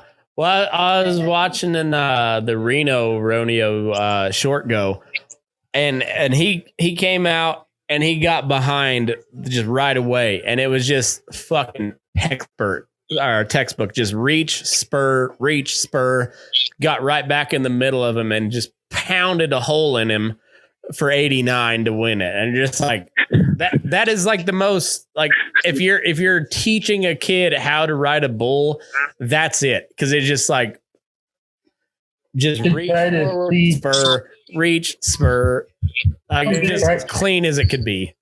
Try to see the rides he made this year at Cheyenne. Those are pretty bad too. They're like really, really good. Oh, I bet. That dude's he's the Michael Jordan of bull riding. Definitely. I don't think there's a close second when you really put it down to like when he needs to ride, that dude just pulls shit out of his ass, and like he's that good. Like mentality wise, he's number one. But yeah, he's that damn dedicated. Yeah. But when you compare with like 90s bull riders and like Plains Trust and stuff, who would you pick? Oh, I'd still take. I'll still take JB. Absolutely. Yes. JB's riding a whole lot ranker bulls than they used to ride. He's riding a lot ranker bulls, and he's got all that knowledge from the guys before him, and he's figured out shit of his own. And he don't give a shit. And he can like and he can also like take half of that ride off and still make 80. You know, like he could just like fall asleep for 4 seconds and then catch back up and still make an 80-point ride. Like he's that fucking good. And I'm no expert at it, but like from the little research I've done, JB's the Jordan of bull riding. Yeah. And he's got the mentality you want a rodeo cowboy to have. Yeah. Oh, like he came from the PBR back to the PRCA because it's more cowboy. Yeah. Yeah. I love it. You're damn right. He wanted because he was like doing all that bullshit. He was like, well, he's like, you know, the PBR they've got better bull riders, but they don't have cowboys.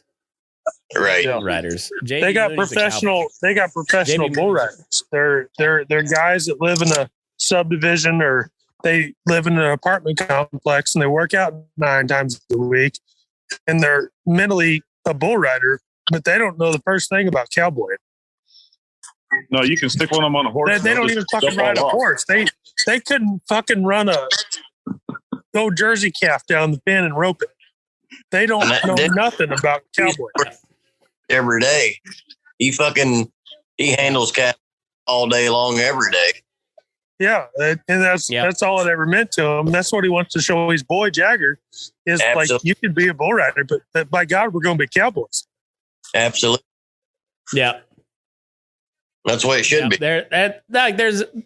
there's a difference, and that's why like he's always been a fan.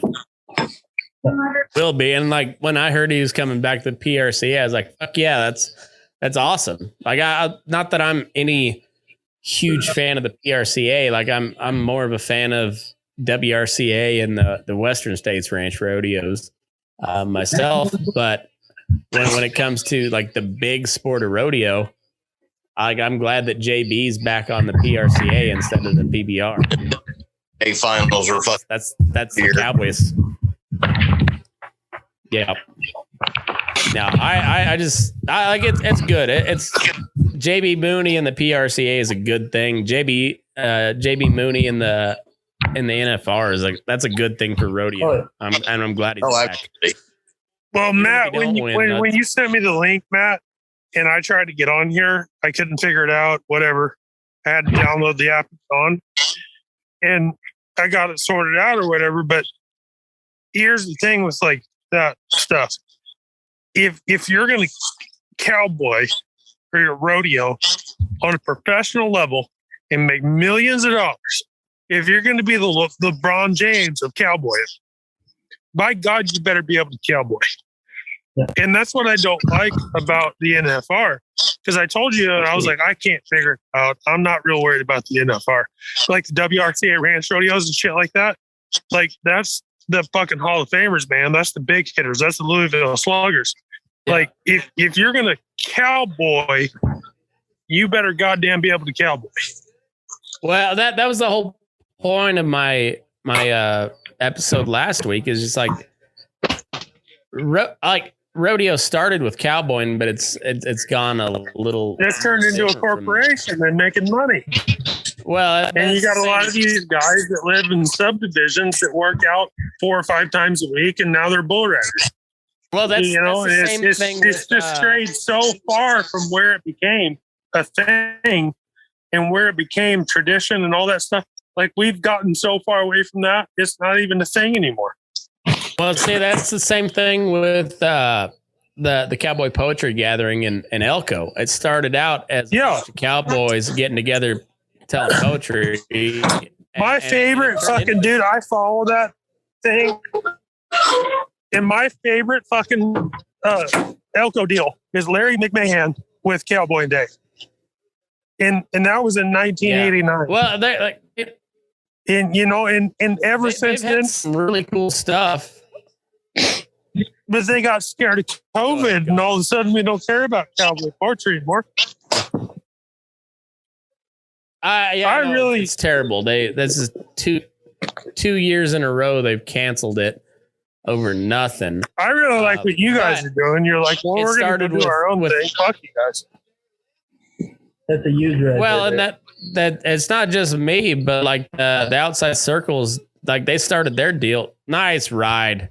Yeah. But the outside circle started their deal because there was too many, guys that weren't cowboys performing cowboy poetry. It was, like computer programmers and accountants that did cowboy poetry on the side. So outside circle made their show just for working guys. And so that like they're going on, I think this is their 6th or 7th year. They're going to be going on at the Star this year. And then this will be our 2nd year. And I thought I heard you were going back. There's a couple guys that don't cowboy for a living, but they support cowboys.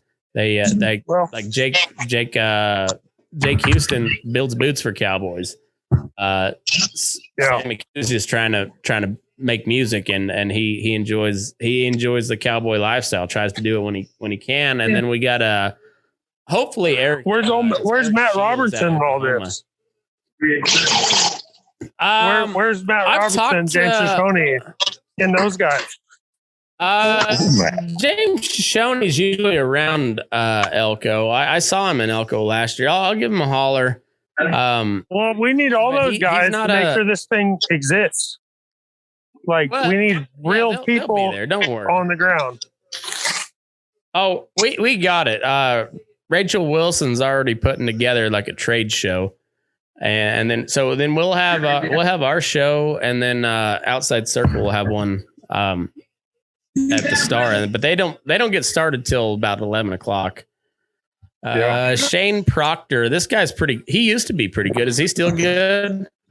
He made it to the NFR. Spoil. Got him. He's okay, pretty good. Yes. He's okay. Whatever. He's all right. He covered. Top 15. That's mediocre. Iffy job at it, but he wrote it like a bitch. I'd have wrote him better, but whatever. He did all right. That's gonna be an idiot.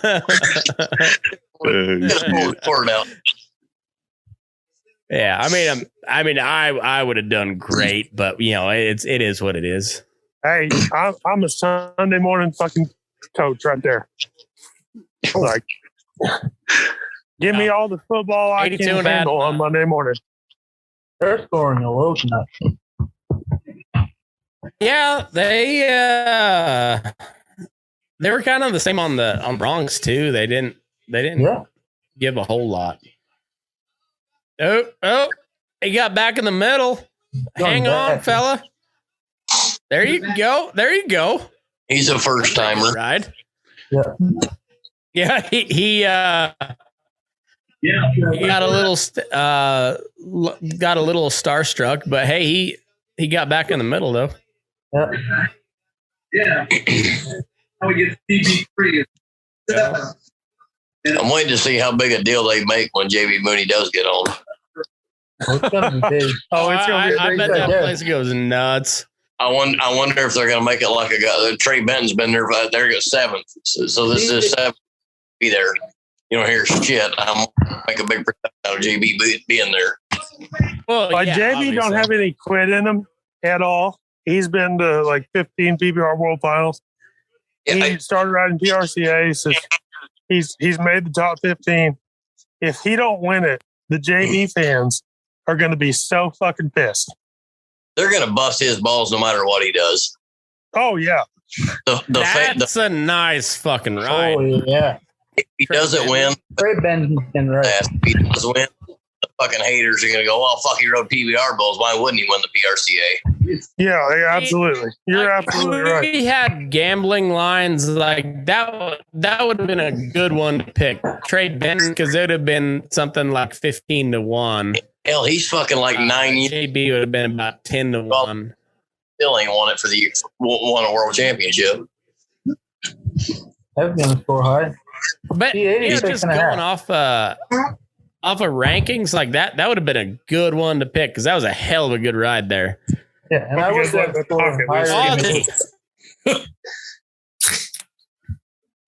Aussie. Oi. For me, that last ride was more than 86.5. That's for sure. Yeah. That was a good ride. Yeah. This one's a good one too. The replay's phenomenal. I can keep up. Yeah.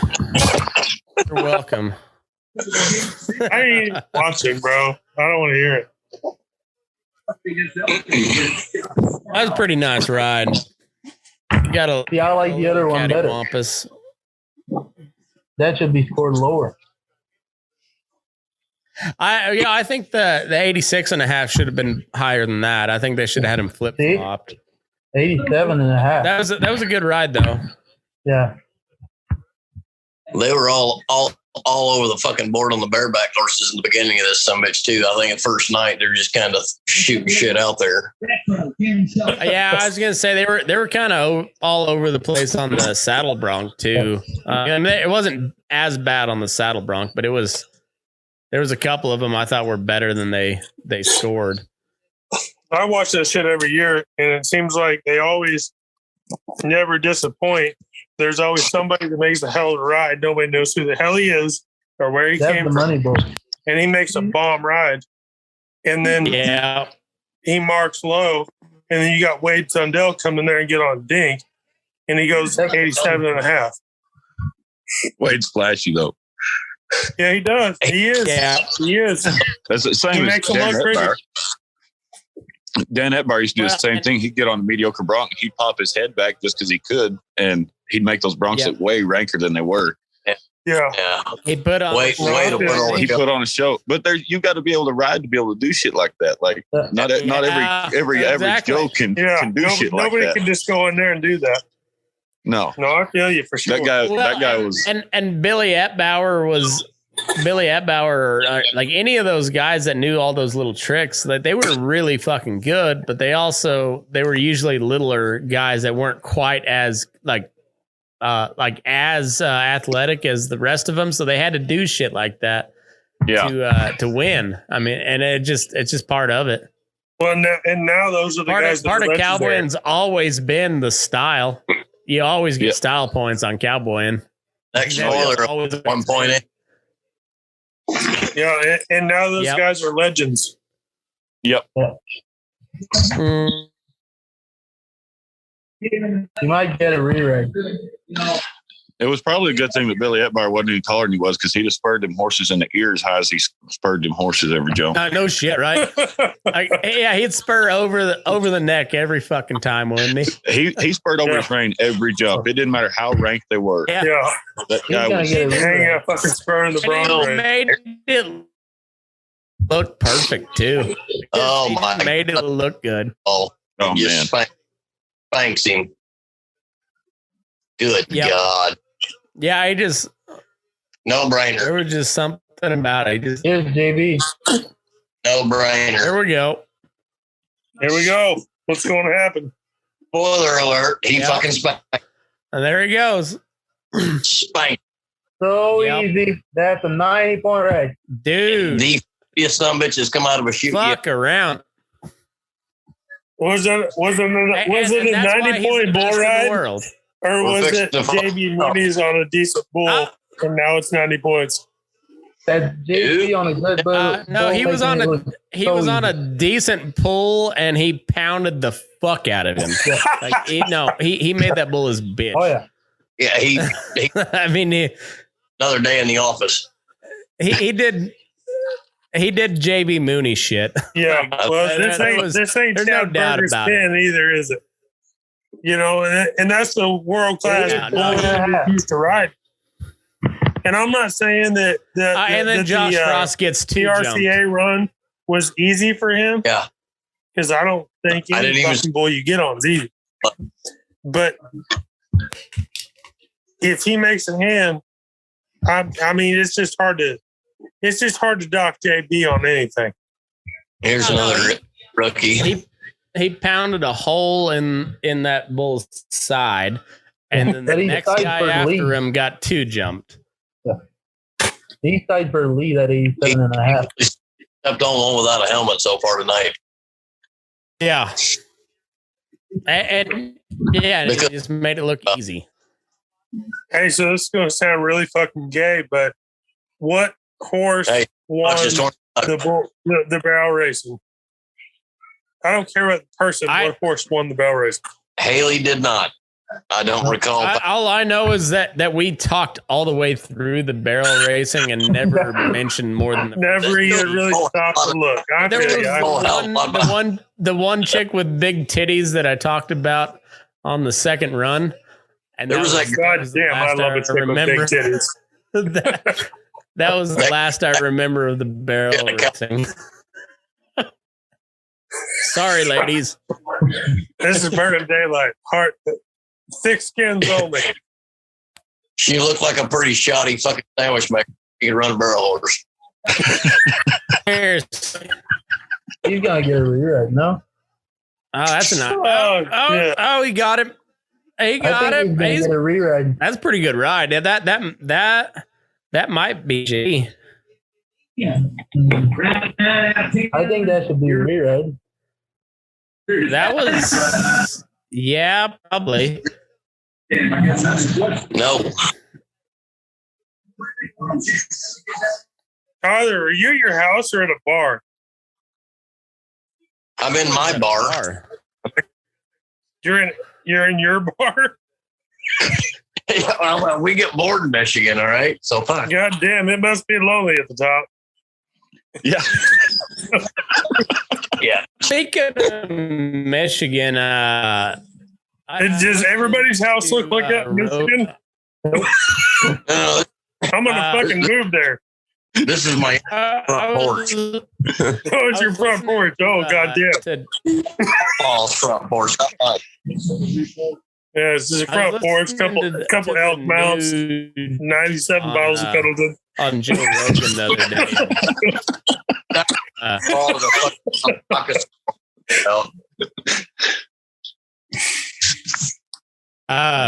yeah, I was listening to the Nuge on Joe Rogan the other day.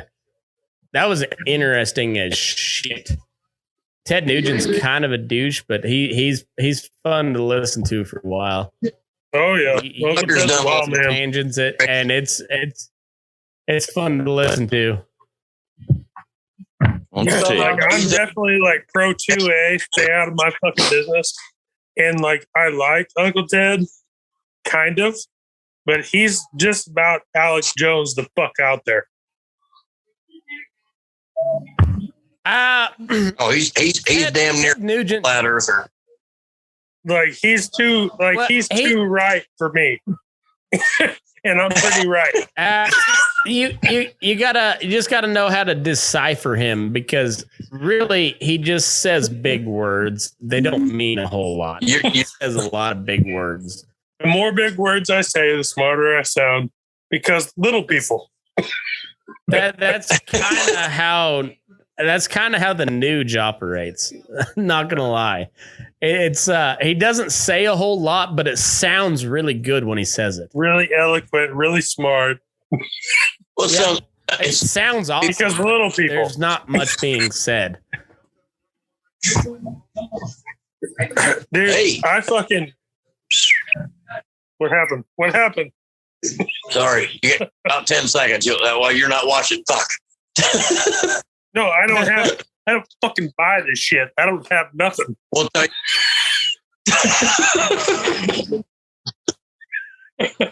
there we go. You guys are assholes. Oh, I bought the shit and I can't even watch it. Oh no! I tried. You bought the shit. You can't even watch it. So close. Well, I don't feel so bad. Son It's of a pain in the bitch. ass. that was a good ride. paid for it. But he made a really nice 7-second ride. He was. He was there for 7. Yeah, he I got a nickel snapper.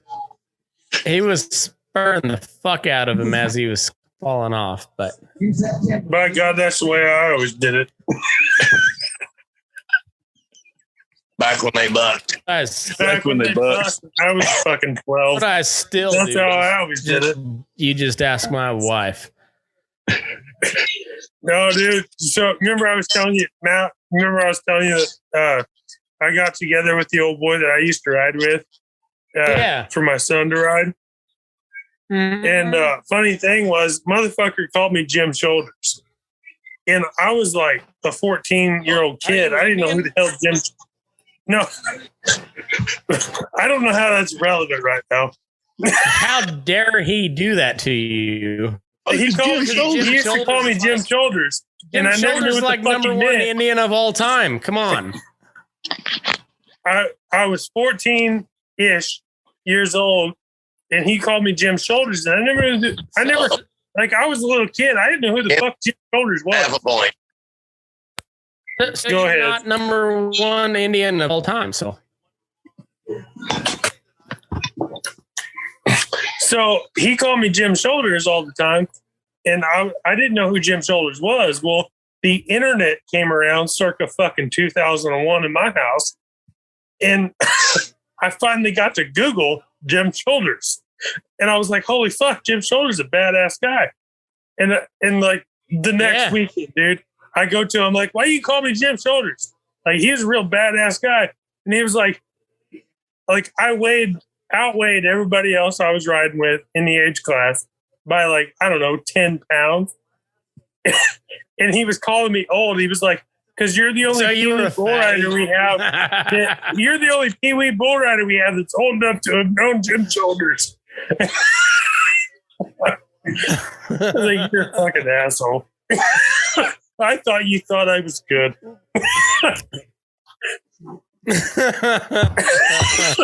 all right, well, JB wins round one. JB made his My debut. and he didn't look god awful on his victory lap. I mean, he didn't look great, but he didn't look god awful. So Yeah. They ought to put him on some fucking rank barrel horse every time, and he got the big old bull ride spurs on. He ought to ride a fucking horse every fucking honestly, victory lap. that's what they should do. Let's just let him spur one right in the fucking neck. As Just fucking get down and dirty. Might as well. Just a rank bronc ride for a victory lap. You know what? Just put a lead steer out there and just spur him in the neck. You know, why not? Well, I've got a Longhorn bull leads for your that we victory used lap. to lead. Might as well. Well, put Ralphie the buffalo from CU. Just like let Ralphie do the little victory charge and whoever wins the bull ride has to ride him all the way around. You're gonna have the handlers running out there with you. Fuck yeah. You know, just like then the handlers always get drugged for about 30 feet and then they let go. I think, well, at least when they get drugged for 30 feet, it's going for a good cause. I mean, all right, guys. We'll say that anyways. We'll say it's for a good cause anyways. Cedric, are you out or what? Who's leaving? Oh, 11. Tyler, are you leaving? Canadian. God damn it. God damn it, Tyler, you have the nicest bar and you're leaving. Shit, I got after 11 here, so I got to work tomorrow.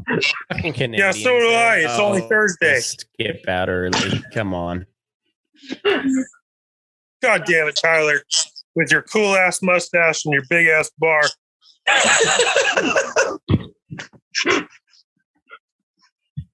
I could probably find something else to drink around here. I might plug the phone in though.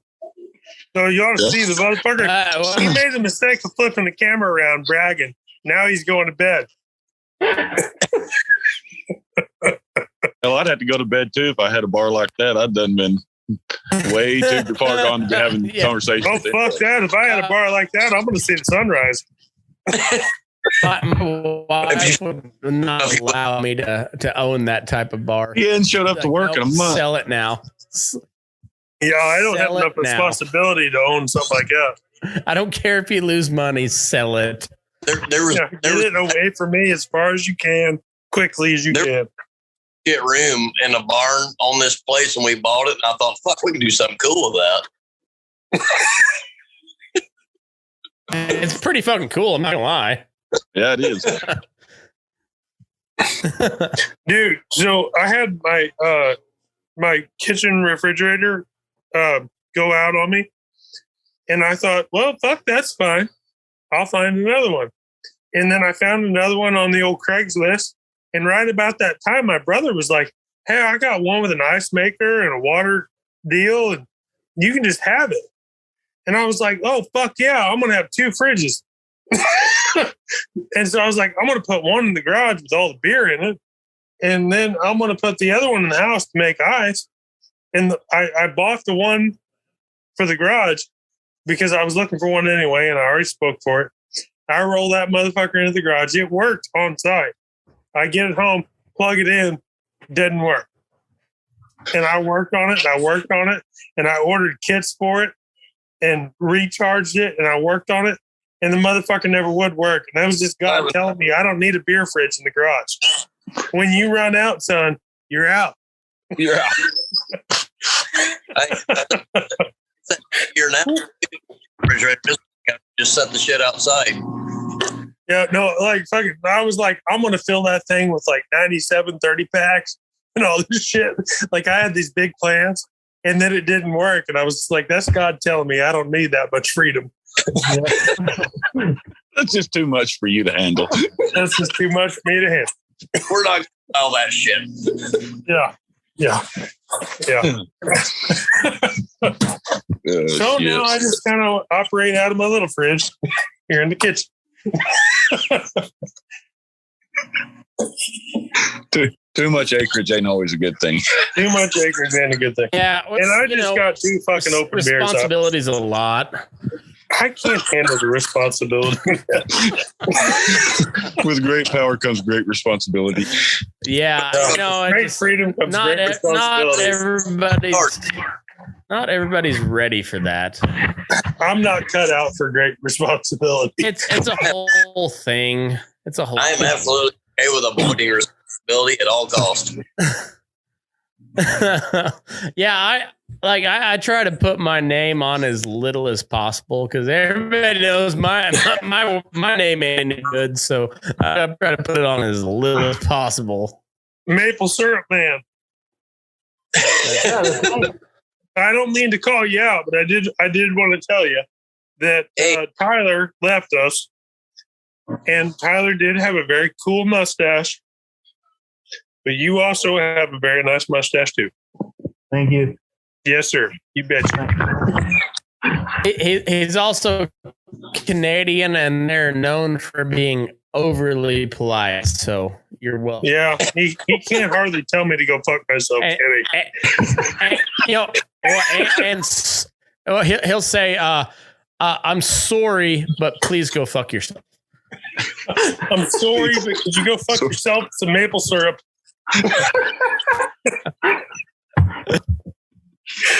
Henry, how long did it take you to grow that big ass monstrosity you got? Oh, hell. I don't know. I started growing it in September, I think. Week or two. Oh, is that what you did? I started growing this September. What fucking Norwegian family are you related to? Holy shit. I don't know. Beard. I'm a 3/4 Viking or something, I guess. Yeah, you're fucking something. Thor and his hammer over there. Yeah, like fucking, you got Thor's hammer in your garage? Oh, and he's only 6'4" too. Yeah, he's just giant. Nothing to be scared about. He was like, I'm 6'4". I weigh 240 pounds. Like, you're fucking chiseled out of stone, son. I'm fucking 5'9" and fat.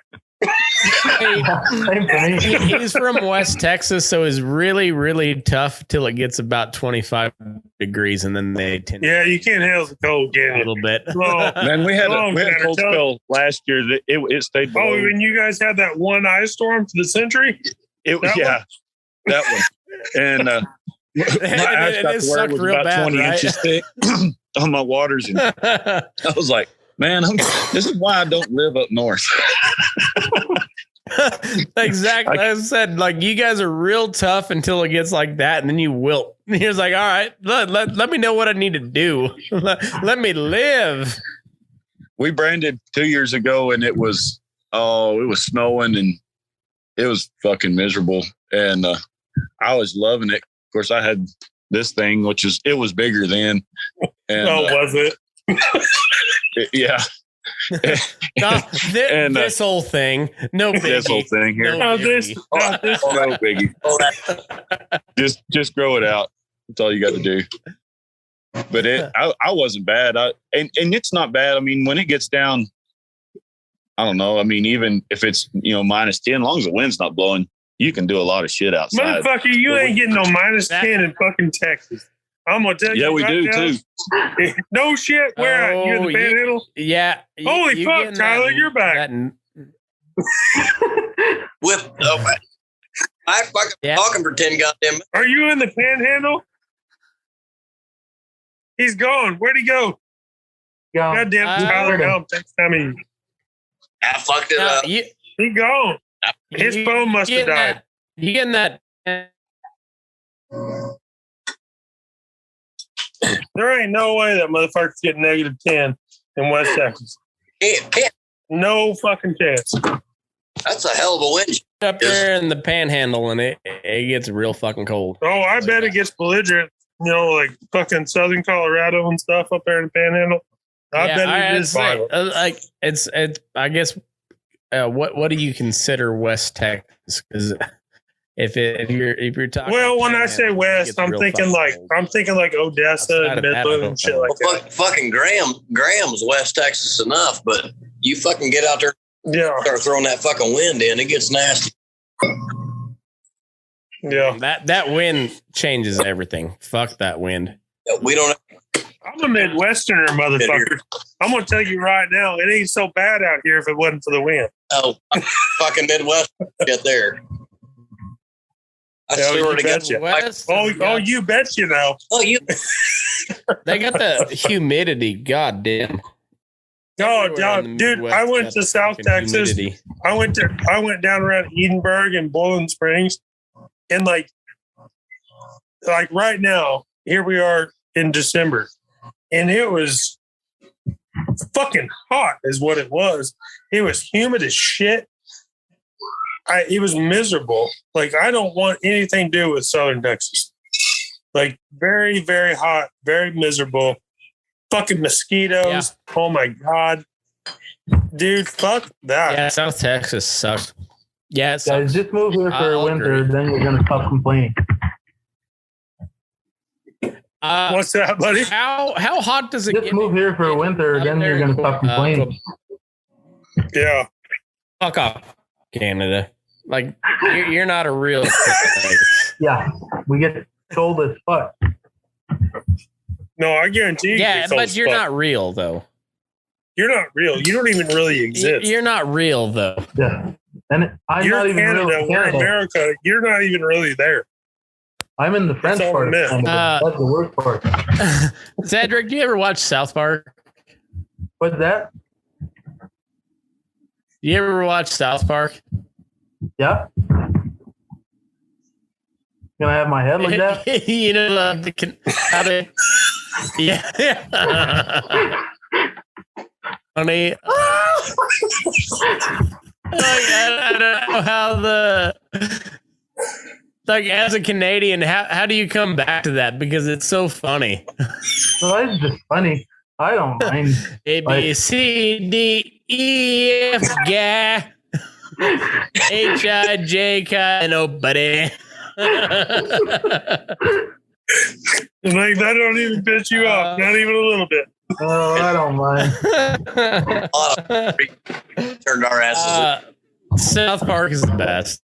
Yeah. Oh my God. My beer's not even open.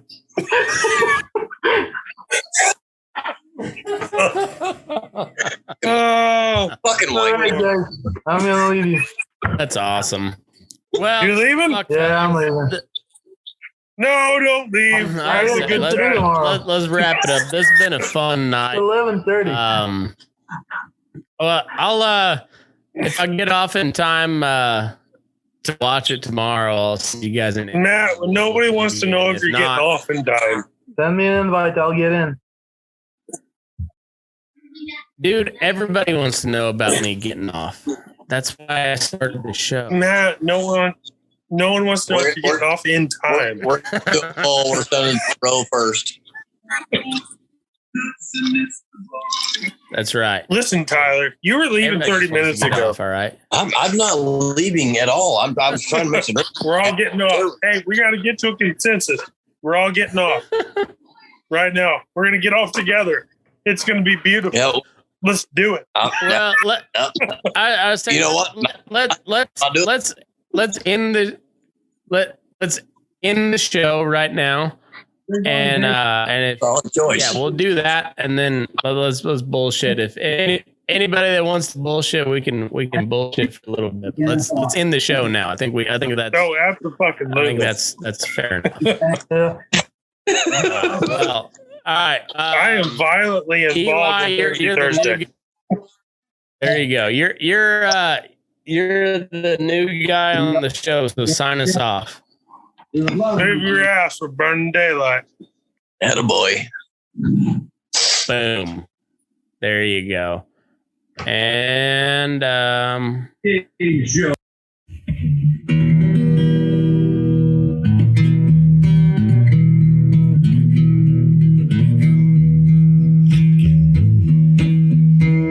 eyes up in the morning beneath the stars so bright. Pull your hat down, make sure your cinch is tight. Horse is kinda snuffy, cold chill up your spine. You'll get your ass moving, son, we're burning daylight. Burning daylight.